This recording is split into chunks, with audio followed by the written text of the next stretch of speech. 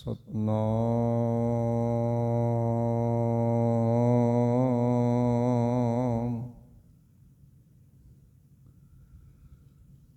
ਵਾਹਿਗੁਰੂ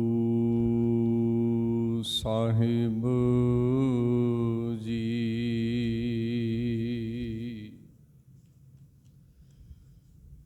ਬਾਣੀ ਗੁਰੂ ਹੈ ਬਾਣੀ ਵਿੱਚ ਬਾਣੀ ਅੰਮ੍ਰਿਤ ਸਾਰੇ। ਗੁਰਬਾਣੀ ਕਹੈ ਸੇਵਕ ਜਨ ਮਾਨੈ, ਪਰ ਤਖ ਗੁਰੂ ਨਿਸਤਾਰੇ।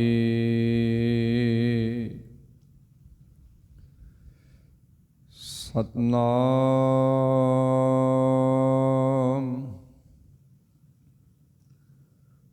ਵਾਹਿਗੁਰੂ ਜੀ।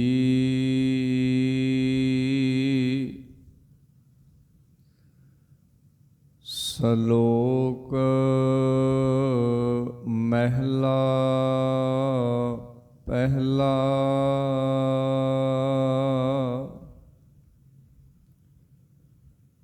ਹਰਣਾ ਬਾਜਾਂ ਤੈ ਸਿਕਦਾਰਾਂ,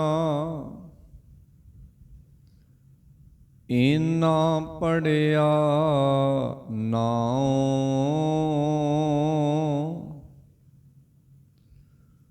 ਫਾਹੀ ਲਾਗੀ ਜਾਤ ਫਹਾਇਨ,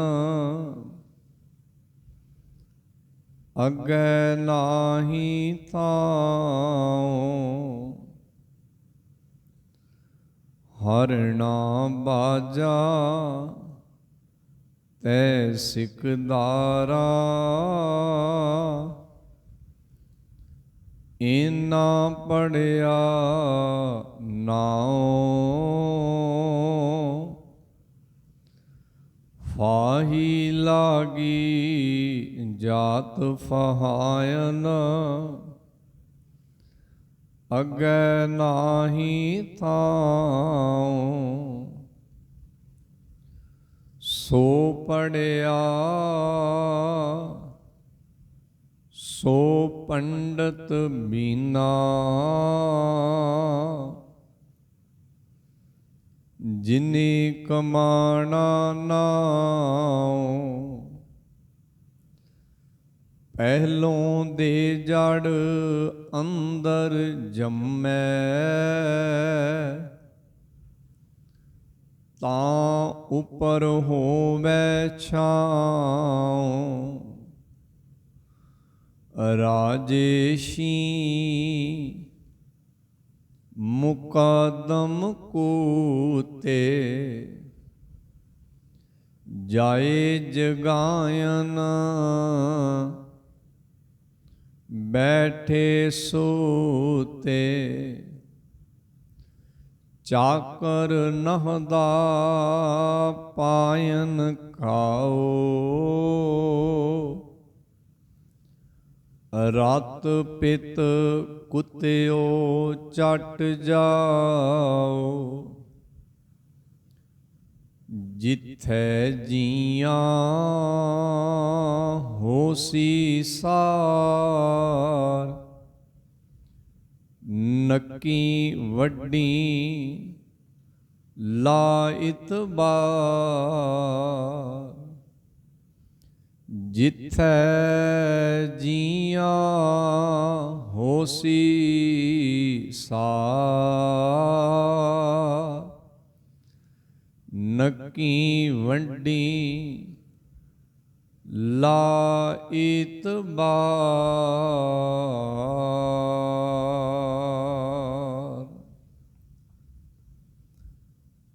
ਸਤਿਗੁਰੂ ਸ਼੍ਰੀ ਗੁਰੂ ਗ੍ਰੰਥ ਸਾਹਿਬ ਮਹਾਰਾਜ ਜੀ ਦੀ ਪਾਵਨ ਸਾਧ ਸੰਗਤ ਦੇ ਅੰਦਰ ਗੁਰੂ ਸਾਹਿਬ ਜੀ ਦੇ ਬਖਸ਼ੇ ਉਦਮ ਦਾ ਸਦਕਾ ਜੁੜ ਬੈਠੇ ਗੁਰੂ ਖਾਲਸਾ ਜੀ ਅੱਜ ਦੇ ਇਸ ਪ੍ਰਭਾਤ ਵੇਲੇ ਦੇ ਦੀਵਾਨ ਵਿੱਚ ਭਾਰਤੀ ਆਜ਼ਾਦੀ ਦੇ ਸਿੱਖਾਂ ਉੱਪਰ ਕਿਸ ਤਰ੍ਹਾਂ ਦੇ ਅਸਰ ਪਏ, ਇਸ ਦਾ ਸੰਖੇਪ ਜਿਹਾ ਜ਼ਿਕਰ ਇਤਿਹਾਸ ਵਿੱਚੋਂ ਅਤੇ ਪਵਿੱਤਰ ਗੁਰਬਾਣੀ ਦੀ ਵਿਚਾਰ ਨੂੰ ਸਮਝਦਿਆਂ ਆਪ ਜੀ ਦੇ ਸਨਮੁਖ ਵਖਿਆਨ ਰਾਹੀਂ ਸਾਂਝਾ ਕੀਤਾ ਜਾ ਰਿਹਾ ਹੈ। ਵਖਿਆਨ ਆਰੰਭ ਕਰਦੇ ਹਾਂ। ਵਖਿਆਨ ਦੀ ਆਰੰਭਤਾ ਤੇ ਇੱਕ ਵਾਰ ਸਭਨਾਂ ਨੇ ਪਿਆਰ ਸਹਿਤ ਗੁਰੂ ਬਖਸ਼ੀ ਫਤਿਹ ਪ੍ਰਵਾਨ ਕਰਨੀ। ਕਹਿਣਾ ਜੀ, ਓ ਵਾਹਿਗੁਰੂ ਜੀ ਕਾ ਖਾਲਸਾ, ਓ ਵਾਹਿਗੁਰੂ ਜੀ ਕੀ ਫਤਿਹ। ਸਤਿਗੁਰੂ ਗੁਰੂ ਗ੍ਰੰਥ ਸਾਹਿਬ ਮਹਾਰਾਜ ਜੀ ਦੀ ਪਵਿੱਤਰ ਬਾਣੀ ਦੇ ਵਿੱਚ ਗੁਰੂ ਨਾਨਕ ਸਾਹਿਬ ਮਹਾਰਾਜ ਜੀ ਨੇ ਬੜੇ ਹੀ ਭਾਵ ਪੂਰਤ ਸ਼ਬਦਾਂ ਦੇ ਵਿੱਚ ਗੁਲਾਮੀ ਦਾ ਜ਼ਿਕਰ ਕੀਤਾ ਹੈ ਕਿ ਕਿਵੇਂ ਗੁਲਾਮੀ ਬੰਦੇ ਦੇ ਅੰਦਰ ਪਸਰਦੀ ਹੈ ਤੇ ਅੰਦਰ ਆਪਣੀ ਜਗ੍ਹਾ ਬਣਾ ਕੇ ਫਿਰ ਆਪਣਾ ਘੇਰਾ ਬੰਦੇ ਦੇ ਬਾਹਰ ਘੱਤ ਲੈਂਦੀ ਹੈ ਤੇ ਉਸ ਦੀਆਂ ਪੁਸ਼ਤਾਂ ਨੂੰ, ਉਸ ਦੀਆਂ ਪੀੜ੍ਹੀਆਂ ਨੂੰ ਇੱਕ ਪੀਡੇ ਸੰਗਲ ਦੇ ਵਿੱਚ ਨੂੜ ਦਿੰਦੀ ਹੈ ਤੇ ਨੂੜੀਆਂ ਹੋਈਆਂ ਉਹ ਪੁਸ਼ਤਾਂ ਉਸ ਗੁਲਾਮੀ ਦੇ ਵਿੱਚ ਆਪਣਾ ਜੀਵਨ ਬਸਰ ਕਰਦੀਆਂ ਹਨ। ਸਤਿਗੁਰੂ ਜੀ ਨੇ ਗੁਲਾਮੀ ਦੀ ਸ਼ੁਰੂਆਤ ਦੇ ਕੁਝ ਲੱਛਣ ਆਪਣੀ ਪਵਿੱਤਰ ਬਾਣੀ 'ਚ ਦੱਸੇ ਨੇ। ਉਹਨਾਂ ਨੇ 3 ਉਦਾਹਰਨਾਂ ਦਿੱਤੀਆਂ ਹਨ। ਪਹਿਲੀ ਉਦਾਹਰਨ ਹੈ ਹਰਨ ਦੀ, ਦੂਜੀ ਉਦਾਹਰਨ ਹੈ ਬਾਜ ਦੀ ਅਤੇ ਤੀਜੀ ਉਦਾਹਰਨ ਹੈ ਸਿਕਦਾਰ ਦੀ। ਸਿਕਦਾਰ ਕਹਿੰਦੇ ਨੇ ਜਿਸ ਦਾ ਸਿੱਕਾ ਚੱਲਦਾ ਹੋਏ, ਸਿੱਕੇ ਭਾਵ ਜਿਸ ਦਾ ਹੁਕਮ ਚੱਲਦਾ ਹੋਏ। ਗੁਰੂ ਨਾਨਕ ਸਾਹਿਬ ਮਹਾਰਾਜ ਕਹਿੰਦੇ ਹਰਨਾਂ ਬਾਜਾਂ ਤੈ ਸਿਕਦਾਰਾਂ। ਤੈ ਦਾ ਮਤਲਬ ਹੈ ਜਾ। ਕਹਿੰਦੇ ਇੱਕ ਹਰਨ ਹੋ ਗਿਆ, ਇੱਕ ਬਾਜ ਹੋ ਗਿਆ ਤੇ ਇੱਕ ਸਿਕਦਾਰ। ਸਿਕਦਾਰ ਦਾ ਭਾਵ ਹੈ ਆਗੂ, ਮੋਢੀ, ਜੋ ਆਪਣੇ ਪਿੱਛੇ ਕਿਸੇ ਸਮੂਹ ਨੂੰ, ਕਿਸੇ ਕੌਮ ਨੂੰ ਜਾਂ ਕਿਸੇ ਦੇਸ਼ ਨੂੰ ਲੈ ਕੇ ਚੱਲ ਰਿਹਾ ਹੈ। ਕਹਿੰਦੇ ਤਿੰਨਾਂ ਦਾ ਜਿਹੜਾ ਨਾਮ ਹੈ, ਭਾਵ ਤਿੰਨਾਂ ਦੇ ਬਾਰੇ ਇਹ ਗੱਲ ਕਹੀ ਜਾਂਦੀ ਹੈ ਕਿ ਤਿੰਨੇ ਪੜ੍ਹੇ ਹੋਏ ਨੇ। ਹਰਨਾਂ ਬਾਜਾਂ ਤੈ ਸਿਕਦਾਰਾਂ, ਇਹਨਾਂ ਪੜ੍ਹਿਆ ਨਾਉ। ਨਾਉ ਦਾ ਮਤਲਬ ਇੱਥੇ ਨਾਮ ਹੈ, ਪੜ੍ਹਿਆ ਦਾ ਮਤਲਬ ਹੈ ਵਿਦਵਾਨ ਹੈ। ਕਹਿੰਦੇ ਤਿੰਨੇ ਵੀ ਵਿਦਵਾਨ ਨੇ। ਆਖਿਆ ਜਾਂਦਾ ਹੈ ਕਿ ਬੜੇ ਸਿਆਣੇ ਨੇ। ਹਰਨ ਬੜਾ ਸਿਆਣਾ ਹੈ, ਬਾਜ ਬੜਾ ਸਿਆਣਾ ਹੈ ਅਤੇ ਸਿਕਦਾਰ ਜੋ ਸਾਡੀ ਅਗਵਾਈ ਕਰ ਰਿਹਾ ਹੈ ਉਹ ਬੜਾ ਸਿਆਣਾ ਹੈ। ਪਿੱਛੇ ਲੱਗਣ ਵਾਲੇ ਕਹਿੰਦੇ ਨੇ। ਪਰ ਮਹਾਰਾਜ ਕਹਿੰਦੇ ਧਿਆਨ ਨਾਲ ਜਦਾ ਨਿਗਾਹ ਮਾਰ ਕੇ ਤਾਂ ਵੇਖੋ ਇਹਨਾਂ ਦੀ ਪੜ੍ਹਾਈ, ਇਹਨਾਂ ਦੀ ਵਿਦਵਾਨਗੀ ਕਿਸ ਤਰ੍ਹਾਂ ਦੀ ਹੈ, ਇਹ ਕਿੱਧਰ ਲੈ ਕੇ ਜਾ ਰਹੀ ਹੈ। ਇੱਕ ਹਰਨ ਪੜ੍ਹਿਆ ਹੈ, ਸਿਆਣਾ ਹੈ, ਪਰ ਉਹ ਹਰਨਾਂ ਦੀ ਡਾਰ ਨੂੰ ਲੈ ਕੇ ਕਿੱਧਰ ਜਾ ਰਿਹਾ ਹੈ।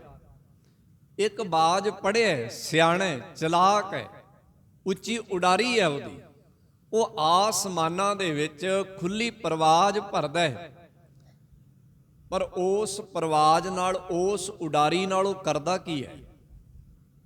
ਇੱਕ ਸਿਕਦਾਰ ਜਿਹਦਾ ਸਿੱਕਾ ਚੱਲਦਾ ਹੈ, ਜੋ ਆਗੂ ਹੈ, ਜਿਹਦੇ ਪਿੱਛੇ ਲੋਕ ਚੱਲ ਰਹੇ ਨੇ, ਜਿਹਦੇ ਕਹੇ ਨੂੰ ਲੋਕ ਸਿਰ ਨਵਾ ਕੇ ਮੰਨਦੇ ਨੇ। ਤੁਸੀਂ ਕਹਿੰਦੇ ਹੋ ਇਹ ਪੜ੍ਹਿਆ, ਵਿਦਵਾਨ, ਸਿਆਣਾ ਬੜਾ ਹੈ, ਪਰ ਇਹ ਤੇ ਝਾਤ ਮਾਰੋ ਉਹਦੀ ਸਿਆਣਪ ਖਿੱਚ ਕੇ ਕਿੱਧਰ ਨੂੰ ਲੈ ਕੇ ਜਾ ਰਹੀ ਹੈ। ਤਾਂ ਅਗਲੀ ਪੰਕਤੀ 'ਚ ਉਹਨਾਂ ਨੇ ਜ਼ਿਕਰ ਕੀਤਾ, ਕਹਿਣ ਲੱਗੇ ਜਿਨ੍ਹਾਂ ਨੂੰ ਤੁਸੀਂ ਕਹਿ ਰਹੇ ਹੋ ਇਹ ਬੜੇ ਸਿਆਣੇ ਨੇ, ਇਹ ਅਗਵਾਈ ਚੰਗੀ ਕਰ ਰਹੇ ਨੇ, ਪਰ ਉਹ ਕੌਮ ਨੂੰ, ਉਹ ਇੱਕ ਦੇਸ਼ ਨੂੰ, ਇੱਕ ਵਤਨ ਨੂੰ, ਆਪਣੇ ਪਿੱਛੇ ਚੱਲਣ ਵਾਲੇ ਲੋਕਾਂ ਨੂੰ ਲੈ ਕੇ ਕਿੱਧਰ ਜਾ ਰਹੇ ਨੇ? ਗੁਰਦੇਵ ਕਹਿੰਦੇ ਫਾਹੀ ਲਾਗੀ,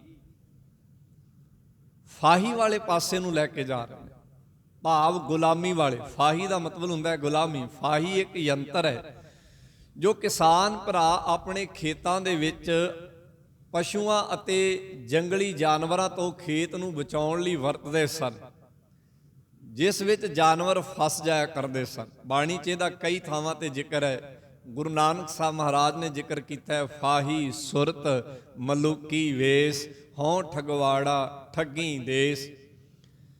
ਸੋ ਫਾਹੀ ਦਾ ਮਤਲਬ ਹੈ ਫਾਉਣ ਵਾਲਾ, ਫਸਾਉਣ ਵਾਲਾ, ਜੋ ਫਸਾ ਲੈਂਦਾ। ਗੁਰਦੇਵ ਕਹਿੰਦੇ ਤੇ ਵੇਖੋ, ਹਰਨ ਨੂੰ ਤੁਸੀਂ ਕਹਿ ਰਹੇ ਹੋ ਬੜਾ ਸਿਆਣਾ ਹੈ, ਪਰ ਡਾਰ ਨੂੰ ਲੈ ਕੇ ਕਿੱਧਰ ਜਾ ਰਿਹਾ ਹੈ?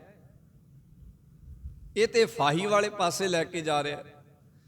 ਤੁਸੀਂ ਬਾਜ ਨੂੰ ਕਹਿੰਦੇ ਹੋ ਬੜਾ ਸਿਆਣਾ ਹੈ, ਪਰ ਉਹਦੀ ਪਰਵਾਜ਼ ਲੈ ਕੇ ਕਿੱਧਰ ਜਾ ਰਹੀ ਹੈ? ਫਾਹੀ ਵਾਲੇ ਪਾਸੇ ਲੈ ਕੇ ਜਾ ਰਹੀ ਹੈ। ਤੁਸੀਂ ਕਹਿ ਰਹੇ ਹੋ ਆਗੂ ਬੜਾ ਸਿਆਣਾ ਹੈ, ਸਿਕਦਾਰ ਬੜਾ ਸਿਆਣਾ ਹੈ, ਪਰ ਉਹਦੀ ਉਹ ਅਗਵਾਈ ਲੈ ਕੇ ਕਿੱਧਰ ਜਾ ਰਹੀ ਹੈ? ਫਾਹੀ ਵਾਲੇ ਪਾਸੇ ਨੂੰ। ਤਾਂ ਗੁਰਦੇਵ ਕਹਿੰਦੇ ਸ਼ੁਰੂਆਤ ਇੱਥੋਂ ਹੁੰਦੀ ਹੈ ਗੁਲਾਮੀ ਦੀ, ਕਿ ਜਦੋਂ ਜੋ ਅਗਵਾਈ ਕਰ ਰਿਹਾ ਹੈ, ਜੋ ਅੱਗੇ ਚੱਲ ਰਿਹਾ, ਜਿਹਦੇ ਪਿੱਛੇ ਲੋਕ ਚੱਲ ਰਹੇ ਨੇ, ਜਦੋਂ ਉਹ ਹੀ ਡਾਰ ਨੂੰ, ਭਾਵ ਇਹਨੂੰ ਭਾਈ ਗੁਰਦਾਸ ਜੀ ਨੇ ਇਉਂ ਲਿਖਿਆ ਹੈ, ਜੇ ਮਾਂ ਹੀ ਪੁੱਤ ਨੂੰ ਜ਼ਹਿਰ ਦੇ ਦੇ ਤਾਂ ਕੋਈ ਨਹੀਂ ਬਚਾ ਸਕਦਾ, ਜੇ ਮਲਾਈ ਬੇੜੀ ਨੂੰ ਡੋਬ ਦੇਵੇ ਤਾਂ ਕੋਈ ਨਹੀਂ ਬਚਾ ਸਕਦਾ, ਜੇ ਕਿਲੇ ਦੀ ਓਟ ਵਿੱਚ ਰਾਜਾ ਕਿਲੇ ਦਾ ਆਸਰਾ ਰਹਿਣ ਵਾਲਿਆਂ ਨੂੰ ਆਪ ਹੀ ਮਾਰ ਦੇ ਤਾਂ ਕੋਈ ਨਹੀਂ ਬਚਾ ਸਕਦਾ। ਭਾਈ ਗੁਰਦਾਸ ਜੀ ਨੇ ਉਦਾਹਰਨਾਂ ਦਿੱਤੀਆਂ ਨੇ।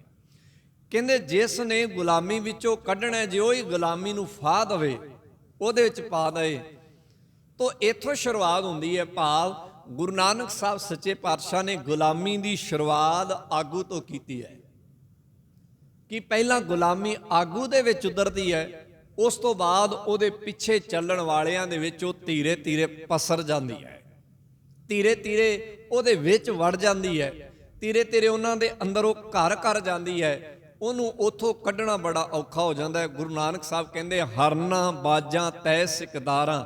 ਹਰਨ ਵੇਖਣ ਨੂੰ ਪੜਿਆ ਹੋਇਆ ਹੈ, ਪਰ ਉਹਦੀ ਪੜ੍ਹਾਈ, ਉਹਦੀ ਸਿਆਣਪ ਇਹ ਹੈ ਕਿ ਉਹ ਡਾਰ ਨੂੰ ਉਸ ਪਾਸੇ ਲੈ ਜਾਂਦਾ ਹੈ ਜਿੱਥੇ ਸ਼ਿਕਾਰੀ ਹਰਨ ਨੂੰ ਸੌਖੇ ਤਰੀਕੇ ਨਾਲ ਮਾਰ ਲੈਂਦੇ ਨੇ।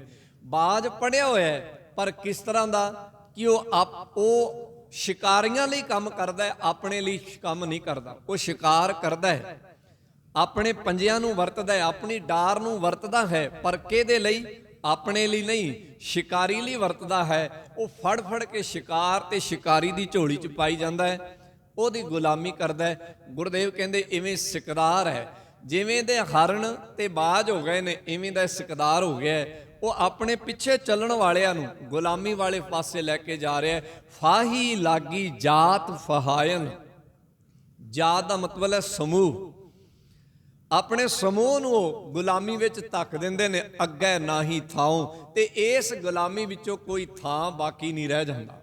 ਇੱਥੋਂ ਨਿਕਲਣਾ ਬੜਾ ਔਖਾ ਹੋ ਜਾਂਦਾ ਹੈ। ਗੁਰਦੇਵ ਕਹਿੰਦੇ ਫਾਹੀ ਲਾਗੀ ਜਾਤ ਫਹਾਇਨ, ਅੱਗੇ ਨਾ ਹੀ ਥਾਉ, ਸੋ ਪੜਿਆ ਸੋ ਪੰਡਤ ਬੀਨਾ। ਕਹਿਣ ਲੱਗੇ ਉਹੀ ਸਿਆਣਾ ਹੈ, ਉਹੀ ਵਿਦਵਾਨ ਹੈ, ਉਹੀ ਸੂਝਵਾਨ ਹੈ। ਕੌਣ? ਸੋ ਪੜਿਆ ਸੋ ਪੰਡਤ ਬੀਨਾ, ਜਿਨੀ ਕਮਾਣਾ ਨਾਉ, ਜਿਸ ਨੇ ਨਾਮ ਨੂੰ ਕਮਾਇਆ। ਭਾਵ ਆਪਣੇ ਪਿੱਛੇ ਚੱਲਣ ਵਾਲਿਆਂ ਤੇ ਆਪਣੇ ਆਪ ਨੂੰ ਗੁਲਾਮੀ ਤੋਂ ਦੂਰ ਰੱਖਿਆ। ਉਦਾਹਰਣ ਦਿੱਤੀ ਗੁਰਦੇਵ ਨੇ, ਕਹਿਣ ਲੱਗੇ ਪਹਿਲੋਂ ਦੇ ਜੜ ਅੰਦਰ ਜੰਮੈ ਤਾਂ ਉੱਪਰ ਹੋਵੇ ਛਾਉ। ਕਹਿੰਦੇ ਰੁੱਖ ਨੂੰ ਵੇਖੋ, ਕਦੀ ਉਹਦੀਆਂ ਪਹਿਲਾਂ ਪੱਤੀਆਂ ਨਹੀਂ ਨਿਕਲਦੀਆਂ, ਪਹਿਲਾਂ ਜੜਾਂ ਨਿਕਲਦੀਆਂ ਨੇ। ਜੜਾਂ ਧਰਤੀ 'ਚ ਜਗ੍ਹਾ ਬਣਾਉਂਦੀਆਂ ਨੇ, ਤੇ ਫਿਰ ਪੱਤੀਆਂ ਨਿਕਲਦੀਆਂ ਨੇ। ਤੇ ਜਿਸ ਤਰ੍ਹਾਂ ਰੁੱਖ ਦੀਆਂ ਪਹਿਲਾਂ ਜੜ੍ਹਾਂ ਧਰਤੀ 'ਚ ਜਗ੍ਹਾ ਬਣਾ ਲੈਣ ਤੇ ਫਿਰ ਪੱਤੀਆਂ ਨਿਕਲਣਗੀਆਂ, ਗੁਰਦੇਵ ਕਹਿੰਦੇ ਇਹੀ ਗੱਲ ਉਸ ਆਗੂ ਤੇ ਉਸ ਪੜ੍ਹੇ ਹੋਏ ਤੇ ਨਿਰਭਰ ਕਰਦੀ ਹੈ। ਜੇ ਤਾਂ ਅੰਦਰ ਸੁਰਤ ਦੇ ਵਿੱਚ, ਉਹਦੀ ਜ਼ਹਿਨੀਅਤ ਦੇ ਵਿੱਚ ਗੁਲਾਮੀ ਦੀਆਂ ਜੜ੍ਹਾਂ ਨਿਕਲ ਗਈਆਂ ਤੇ ਜਿਹੜੀਆਂ ਪੱਤੀਆਂ ਉੱਪਰ ਨਿਕਲਣਗੀਆਂ ਉਹ ਵੀ ਗੁਲਾਮੀ ਦੀਆਂ ਹੀ ਨਿਕਲਣਗੀਆਂ। ਤੇ ਜੇ ਅੰਦਰ ਆਜ਼ਾਦੀ ਦੀਆਂ ਜੜ੍ਹਾਂ ਪਸਰ ਗਈਆਂ ਤੇ ਬਾਹਰ ਜਿਹੜੀਆਂ ਪੱਤੀਆਂ ਨੇ ਉਹ ਵੀ ਆਜ਼ਾਦੀ ਦੀਆਂ ਹੀ ਨਿਕਲਣਗੀਆਂ। ਭਾਵ ਗੁਰਦੇਵ ਦੇ ਕਹਿਣ ਦਾ ਇਹ, ਜਿਸ ਤਰ੍ਹਾਂ ਦੀਆਂ ਜੜ੍ਹਾਂ ਹੋਣਗੀਆਂ ਉਸ ਤਰ੍ਹਾਂ ਦੀਆਂ ਪੱਤੀਆਂ ਹੋਣਗੀਆਂ। ਜੇ ਜੜ੍ਹਾਂ ਕਮਜ਼ੋਰ ਨੇ ਤੇ ਪੱਤੇ ਪੀਲੇ ਪੈ ਜਾਣਗੇ, ਤੇ ਜੇ ਜੜ੍ਹਾਂ ਮਜ਼ਬੂਤ ਨੇ ਤਾਂ ਵੱਡੀਆਂ ਵੱਡੀਆਂ ਨੇਰੀਆਂ, ਝੱਖੜਾਂ ਤੇ ਤੂਫਾਨਾਂ ਨੂੰ ਵੀ ਰੁੱਖ ਝੰਬ ਜਾਂਦਾ ਹੈ, ਸਹਿ ਜਾਂਦਾ ਹੈ। ਤਾਂ ਗੁਰਦੇਵ ਕਹਿੰਦੇ ਪਹਿਲੋਂ ਦੇ ਜੜ ਅੰਦਰ ਜੰਮੈ ਤਾਂ ਉੱਪਰ ਹੋਵੇ ਛਾਉ। ਭਾਵ ਜਿਹੋ ਜੀ ਜੜ ਹੈ ਉਹੋ ਜੀ ਛਾਂ ਹੈ। ਭਾਵ ਜੋ ਤੁਹਾਡੇ ਅੰਦਰ ਹੈ ਉਹੀ ਬਾਹਰ ਹੈ। ਜੇ ਗੁਲਾਮੀ ਅੰਦਰ ਹੈ ਤਾਂ ਉਹਦੀ ਛਾਂ ਵੀ ਬਾਹਰ ਉਸ ਤਰ੍ਹਾਂ ਦੀ ਹੈ। ਜੇ ਆਜ਼ਾਦੀ ਅੰਦਰ ਹੈ ਤਾਂ ਉਹਦੀ ਛਾਂ ਵੀ ਬਾਹਰ ਉਸ ਤਰ੍ਹਾਂ ਦੀ ਹੈ। ਸੋ ਗੁਰਦੇਵ ਨੇ ਪਵਿੱਤਰ ਬਾਣੀ ਦੇ ਵਿੱਚ ਇੱਥੋਂ ਇਸ ਗੱਲ ਦਾ ਖੁਲਾਸਾ ਕੀਤਾ ਤੇ ਸਿੱਖਾਂ ਨੇ ਇਸ ਗੱਲ ਨੂੰ ਆਪਣੇ ਅੰਦਰ ਵਸਾ ਲਿਆ। ਉਹਨਾਂ ਨੇ ਨਾ ਗੁਲਾਮਣੀ ਆਪਣੇ ਅੰਦਰ ਪਸਰਨ ਦਿੱਤੀ ਤੇ ਨਾ ਹੀ ਉਹਦਾ ਘੇਰਾ ਆਪਣੇ ਆਲੇ ਦੁਆਲੇ ਪਸਰਨ ਦਿੱਤਾ। ਉਹਨਾਂ ਨੇ ਬੜੀ ਜਹਿਦੋ ਜਹਿਦ ਕੀਤੀ ਸ਼ੁਰੂ ਤੋਂ। ਇਹ ਸ਼ੁਰੂਆਤ ਗੁਰੂ ਨਾਨਕ ਸਾਹਿਬ ਸੱਚੇ ਪਾਤਸ਼ਾਹ ਕਰਕੇ ਗਏ ਜਦੋਂ ਉਹ ਬਾਬਰ ਨੂੰ ਜਾਬਰ ਕਹਿ ਕੇ ਗਏ। ਇੱਥੋਂ ਸ਼ੁਰੂਆਤ ਕੀਤੀ ਕਿ ਅਸੀਂ ਗੁਲਾਮੀ ਨੂੰ ਨਾ ਆਪਣੇ ਅੰਦਰ ਪਸਰਨ ਦੇਣਾ, ਨਾ ਇਹਦਾ ਘੇਰਾ ਬਾਹਰ ਪਸਰਨ ਦੇਣਾ। ਬੜੀ ਕੋਸ਼ਿਸ਼ ਕੀਤੀ ਗਈ ਗੁਲਾਮ ਬਣਾਉਣ ਵਾਲੀਆਂ ਧਿਰਾਂ ਦੇ ਵੱਲੋਂ ਕਿ ਕਿਵੇਂ ਨਾ ਕਿਵੇਂ ਗੁਲਾਮੀ ਇਹਨਾਂ ਦੇ ਅੰਦਰ ਪਸਾਰੀ ਜਾਏ ਤੇ ਉਹਦਾ ਪਸਾਰਾ ਬਾਹਰ ਕੀਤਾ ਜਾਏ। ਗੁਰਦੇਵ ਨੇ ਇਹਦੇ ਲਈ ਜੰਗਾਂ ਵੀ ਲੜੀਆਂ, ਸ਼ਹੀਦੀਆਂ ਵੀ ਹੋਈਆਂ, ਇਹਦੇ ਲਈ ਕੁਰਬਾਨੀਆਂ ਵੀ ਹੋਈਆਂ। ਇਹ ਸਮਾਂ ਚੱਲਦਾ ਗਿਆ ਪਰ ਗੁਲਾਮੀ ਨੂੰ ਪ੍ਰਵਾਨ ਨਹੀਂ ਕੀਤਾ ਗਿਆ। ਇਹਦੇ ਲਈ ਸਿੱਖਾਂ ਨੂੰ ਆਪਣੇ ਘਰ ਘਾਟ ਵੀ ਛੱਡਣੇ ਪਏ, ਆਪਣੇ ਬੱਚਿਆਂ ਦੇ ਟੋਟੇ ਟੋਟੇ ਕਰਵਾ ਕੇ ਗਲਾਂ 'ਚ ਹਾਰ ਵੀ ਪਾਉਣੇ ਪਏ। ਇਹਦੇ ਲਈ ਤੱਤੀਆਂ ਤਵੀਆਂ ਅਤੇ ਉਬਲਦੀਆਂ ਦੇਗਾਂ 'ਚ ਵੀ ਬੈਠਣਾ ਪਿਆ। ਇਹਦੇ ਲਈ ਬੰਦ ਵੀ ਕਟਾਉਣਾ ਪਿਆ। ਇਹਦੇ ਲਈ ਉਹਨਾਂ ਨੂੰ ਖੰਨੀ ਰੋਟੀ ਤੇ ਗੁਜ਼ਾਰਾ ਵੀ ਕਰਨਾ ਪਿਆ। ਇਹਦੇ ਲਈ ਉਹਨਾਂ ਨੇ ਪਤਾ ਨਹੀਂ ਕਿੰਨੇ ਦਿਨ ਘੋੜਿਆਂ ਦੀਆਂ ਕਾਠੀਆਂ ਤੇ ਰਹਿ ਕੇ ਰਾਤਾਂ ਤੇ ਦਿਨ ਗੁਜ਼ਾਰੇ। ਇਹਦੇ ਲਈ ਉਹਨਾਂ ਨੇ ਪਤਾ ਨਹੀਂ ਕਿੰਨੀਆਂ ਰਾਤਾਂ ਜੰਗਲ ਦੇ ਉਸ ਬੀਆਬਾਨ ਹਨੇਰਿਆਂ ਵਿੱਚ ਗੁਜ਼ਾਰੀਆਂ ਜਿਸ ਨੂੰ ਬੰਦੇ ਨੂੰ ਸਹਿਨ ਕਰਨਾ ਬੜਾ ਔਖਾ ਸੀ। ਇਹ ਸਾਰਾ ਸਿਹਦਤ ਨਿਸ਼ਾਨਾ ਉਧਰ ਸੀ ਜੋ ਗੁਰੂ ਸਾਹਿਬ ਸਿਖਾ ਕੇ ਗਏ ਕਿ ਜੋ ਤੁਹਾਡੇ ਅੰਦਰ ਹੋਏਗਾ ਪਹਿਲੋਂ ਦੇ ਜੜ ਅੰਦਰ ਜੰਮੈ। ਜਿਸ ਚੀਜ਼ ਦੀ ਜੜ ਤੁਹਾਡੇ ਅੰਦਰ ਪਸਰ ਗਈ ਛਾਂ ਬਾਹਰ ਉਵੇਂ ਦੀ ਹੋਵੇਗੀ। ਜੇ ਅੰਦਰ ਗੁਲਾਮੀ ਨੂੰ ਪ੍ਰਵਾਨ ਕਰ ਲਿਆ ਨਾ ਤੇ ਬਾਹਰ ਵੀ ਤੁਸੀਂ ਪ੍ਰਵਾਨ ਕਰੋਗੇ। ਸਿੱਖਾਂ ਨੂੰ ਬਾਹਰੋਂ ਬੇਸ਼ੱਕ ਭਾਵੇਂ ਗੁਲਾਮ ਬਣਾਉਣ ਦੀ ਕੋਸ਼ਿਸ਼ ਕੀਤੀ ਗਈ ਪਰ ਉਹਨਾਂ ਨੇ ਇਸ ਗੁਲਾਮੀ ਨੂੰ ਅੰਦਰੋਂ ਪ੍ਰਵਾਨ ਨਹੀਂ ਕੀਤਾ। ਜੱਦੋ ਜਹਿਦ ਜਾਰੀ ਰੱਖੀ। ਇਹ ਜੱਦੋ ਜਹਿਦ ਗੁਰੂ ਨਾਨਕ ਸਾਹਿਬ ਸ਼ੁਰੂ ਕਰਕੇ ਗਏ। ਉਹ ਕਹਿ ਕੇ ਗਏ ਜੇ ਜੀਵੈ ਪਤ ਲੱਥੀ ਜਾਏ, ਉਸ ਜੀਣ ਦਾ ਕੀ ਫਾਇਦਾ ਜਿੱਥੇ ਇੱਜ਼ਤ ਹੀ ਨਹੀਂ, ਉਸ ਖਾਣ ਦਾ ਕੀ ਫਾਇਦਾ ਜਿੱਥੇ ਇੱਜ਼ਤ ਹੀ ਨਹੀਂ। ਉਹ ਕਹਿ ਕੇ ਗਏ ਸਿੱਖਾਂ ਨੂੰ ਇਹ ਸਮਝਾ ਕੇ ਗਏ ਜੇ ਜੀਵੈ ਪਤ ਲੱਥੀ ਜਾਏ ਸਭ ਹਰਾਮ ਜੇਤਾ ਕਿਛ ਖਾਏ। ਤੁਹਾਡਾ ਉਹ ਖਾਣਾ, ਤੁਹਾਡਾ ਉਹ ਸੌਣਾ, ਤੁਹਾਡਾ ਉਹ ਰਹਿਣਾ ਸਭ ਹਰਾਮ ਹੈ ਜਿੱਥੇ ਤੁਹਾਡੀ ਇੱਜ਼ਤ ਮਹਿਫੂਜ਼ ਨਹੀਂ। ਸੋ ਇਸ ਕਰਕੇ ਸਿੱਖ ਦੇ ਅੰਦਰ ਗੁਲਾਮੀ ਨਹੀਂ ਆਈ ਤੇ ਉਹਨੇ ਗੁਲਾਮੀ ਦਾ ਘੇਰਾ ਬਾਹਰ ਵੀ ਪਸਰਨ ਨਹੀਂ ਦਿੱਤਾ। ਪਰ ਸਮੇਂ ਦੀ ਮਾਰ ਐਸੀ ਪਈ, ਸਭ ਤੋਂ ਅਖੀਰ ਤੇ ਇਹ ਸਿੱਖ ਉਸ ਗੁਲਾਮੀ ਦੇ ਸ਼ਿਕਾਰ ਹੋ ਗਏ ਜਿਸ ਦਾ ਨਿਚੋੜ ਜਿਹੜਾ ਹੈ ਸ਼ਾਹ ਮੁਹੰਮਦ ਨੇ ਆਪਣੇ ਜੰਗਨਾਮੇ ਵਿੱਚ ਇਹ ਕੱਢਿਆ ਹੈ, ਜਿਸ ਦਾ ਜ਼ਿਕਰ ਗੁਰੂ ਨਾਨਕ ਸਾਹਿਬ ਨੇ ਪਹਿਲੇ ਬਚਨ ਅੰਦਰ ਕਰ ਦਿੱਤਾ ਸੀ ਕਿ ਜਦੋਂ ਸਿਕਦਾਰ ਹੀ ਗੁਲਾਮੀ ਨੂੰ ਕਬੂਲ ਕਰ ਜਾਏ। ਸਿੱਖਾਂ ਦੀ ਉਸ ਖਾਲਸਾ ਫੌਜ ਵਿੱਚ ਰਲੇ ਹੋਏ ਉਹ ਕੁਝ ਬੰਦੇ ਜਿਨ੍ਹਾਂ ਨੂੰ ਅਸੀਂ ਡੋਗਰਿਆਂ ਵਜੋਂ ਤਜਵੀਜ਼ ਦਿੰਦੇ ਹਾਂ ਕਿ ਉਹ ਡੋਗਰੇ ਸਨ, ਉਹਨਾਂ ਨੇ ਗੁਲਾਮੀ ਨੂੰ ਅੰਦਰੋਂ ਕਬੂਲ ਕਰ ਲਿਆ। ਇਸੇ ਕਰਕੇ ਜਿਹੜੀ ਸਿੱਖਾਂ ਦੀ ਕੁਝ ਹਿੱਸਾ ਸੀਗਾ ਜਿਹੜਾ ਨਾ ਅੰਦਰੋਂ ਗੁਲਾਮੀ ਕਬੂਲ ਕਰਦਾ ਸੀ, ਨਾ ਬਾਹਰੋਂ ਗੁਲਾਮੀ ਕਬੂਲ ਕਰਦਾ ਸੀ। ਉਹਨਾਂ ਨੇ ਅਖੀਰਲੀ ਜੰਗ ਲੜੀ ਤੇ ਉਸ ਜੰਗ ਵਿੱਚ ਉਹਨਾਂ ਨੇ ਉਹ ਮਾਰ ਕੇ ਮਾਰੇ, ਉਹਨਾਂ ਨੇ ਉਹ ਕੁਝ ਕਰਕੇ ਵਿਖਾਇਆ ਜਿਸ ਦੀ ਤਾਰੀਫ ਅੰਗਰੇਜ਼ ਵੀ ਕਰਦੇ ਹਨ ਕਿ ਜੇ ਸਿੱਖਾਂ ਦੇ ਆਪਣੇ ਮਦਦਗਾਰ ਸਾਡੇ ਹਮਾਇਤੀਏ ਨਾ ਹੁੰਦੇ, ਭਾਵ ਇਹਨਾਂ ਦੇ ਆਪਣੇ ਮਦਦਗਾਰ ਸਾਡੀ ਮਦਦ ਨਾ ਕਰਦੇ, ਤੇ ਅਸੀਂ ਸਿੱਖਾਂ ਤੋਂ ਜਿੱਤ ਨਹੀਂ ਸੀ ਸਕਦੇ। ਸ਼ਾਹ ਮੁਹੰਮਦਾ ਇੱਕ ਸਰਕਾਰ ਬਾਝੋਂ ਫੌਜਾਂ ਜਿੱਤ ਕੇ ਅੰਤ ਨੂੰ ਹਾਰੀਆਂ ਨੇ। ਸਾਡੇ ਸਿੱਖ ਜਿੱਤ ਕੇ ਹਾਰ ਗਏ ਤੇ ਭਾਰਤ ਪੂਰੇ ਦੇ ਵਿੱਚ ਗੁਲਾਮੀ ਜਿਹੜੀ ਆ ਉਹ ਪਸਰ ਗਈ। ਪਰ ਇਹਦਾ ਮਤਲਬ ਇਹ ਨਹੀਂ ਜੇ ਜੰਗ 'ਚ ਹਾਰ ਗਏ ਤੇ ਸਿੱਖ ਬੈਠ ਗਏ, ਨਹੀਂ। ਇਹ ਘਟਨਾ 1849 ਦੀ ਹੈ, ਭਾਵ ਖਾਲਸਾ ਫੌਜਾਂ ਤੋੜ ਦਿੱਤੀਆਂ ਗਈਆਂ, ਲਾਹੌਰ ਤੇ ਅੰਗਰੇਜ਼ਾਂ ਦਾ ਕਬਜ਼ਾ ਹੋ ਗਿਆ, ਪਰ ਸਿੱਖਾਂ ਨੇ ਚੈਨ ਨਾਲ ਬੈਠਣਾ ਪ੍ਰਵਾਨ ਨਾ ਕੀਤਾ।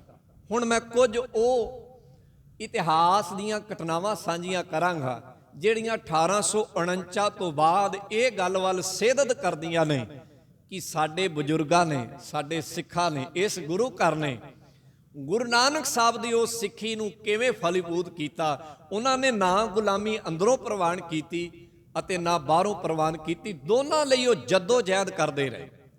1849 'ਚ ਵੀ ਉਹਨਾਂ ਨੇ ਬੜੀ ਜੱਦੋ ਜਹਿਦ ਕੀਤੀ। ਸਾਰੇ ਇਤਿਹਾਸਕਾਰਾਂ ਨੇ ਲਿਖਿਆ ਹੈ ਕਿ ਜਿਹੜੇ ਸਿੱਖ ਬਚ ਗਏ, ਜਦੋਂ ਉਹਨਾਂ ਨੂੰ ਕਿਰਪਾਨਾਂ ਸਮਰਪਿਤ ਕਰਨ ਲਈ ਆਖਿਆ ਗਿਆ, ਜੋ ਹਥਿਆਰ ਸਨ ਉਹ ਸਮਰਪਿਤ ਕਰਨ ਲਈ ਆਖਿਆ ਗਿਆ, ਤਾਂ ਕਹਿੰਦੇ ਉਹ ਭੁੱਬਾ ਮਾਰ ਕੇ ਰੋਏ। ਮਤਲਬ ਇਉਂ ਹੋਇਆ ਕਿ ਜਿਵੇਂ ਕੋਈ ਪਿਆਰੀ ਚੀਜ਼ ਉਹਨਾਂ ਦੇ ਕੋਲੋਂ ਵਿਛੜ ਰਹੀ ਹੈ। ਅੰਗਰੇਜ਼ ਰਾਈਟਰ ਇਹ ਲਿਖਦੇ ਹਨ, ਕਹਿੰਦੇ ਹਨ ਕਿ ਜਦੋਂ ਉਹਨਾਂ ਕੋਲ ਉਹਦੀ ਤਲਵਾਰ ਲਈ ਜਾਂਦੀ ਸੀ ਤਾਂ ਉਹ ਭੁੱਬਾ ਮਾਰ ਕੇ ਰੋਂਦੇ ਸਨ। ਮਤਲਬ ਉੱਥੇ ਤਲਵਾਰ ਦਾ ਨਹੀਂ, ਮਤਲਬ ਉੱਥੇ ਇਹ ਸੀ ਕਿ ਜਿਸ ਸ਼ਹਿਨਸ਼ਾਹਤ ਨੂੰ ਉਹਨਾਂ ਨੇ ਲੰਮਾ ਸਮਾਂ ਖੂਨ ਡੋਲ ਕੇ ਹਾਸਲ ਕੀਤਾ ਸੀਗਾ, ਉਹਨਾਂ ਨੂੰ ਐ ਮਹਿਸੂਸ ਹੋ ਰਿਹਾ ਸੀ ਕਿ ਅੱਜ ਉਹਨਾਂ ਦੀ ਉਹ ਸ਼ਹਿਨਸ਼ਾਹਤ, ਅੱਜ ਉਹਨਾਂ ਦੀ ਉਹ ਪਾਤਸ਼ਾਹੀ, ਜਿਹਨੂੰ ਉਹਨਾਂ ਦੇ ਫਲਸਫੇ ਵਿੱਚੋਂ ਇਹ ਗੱਲ ਕਹੀ ਗਈ ਸੀ ਕਿ ਹਮ ਰਾਖਤ ਪਾਤਸ਼ਾਹੀ ਦਾਵਾ, ਅੱਜ ਉਹਨਾਂ ਦੀ ਤਲਵਾਰ ਰੱਖਣ ਨਾਲ ਉਹ ਪਾਤਸ਼ਾਹੀ ਦਾਵਾ ਖਤਮ ਹੋ ਰਿਹਾ ਹੈ। ਇਹ ਗੱਲਾਂ ਅੰਗਰੇਜ਼ ਰਾਈਟਰਾਂ ਨੇ ਲਿਖੀਆਂ। ਸੋ ਪਰ ਉਹ ਟੇਕੇ ਨਹੀਂ ਬੈਠੇ, 49 ਤੋਂ ਬਾਅਦ ਵੀ ਟੇਕੇ ਨਹੀਂ ਬੈਠੇ। ਲਗਾਤਾਰ ਸਿੱਖਾਂ ਦੀ ਕੋਈ ਨਾ ਕੋਈ ਧਿਰ ਸੰਘਰਸ਼ ਕਰਦੀ ਰਹੀ ਆਜ਼ਾਦੀ ਦੇ ਲਈ।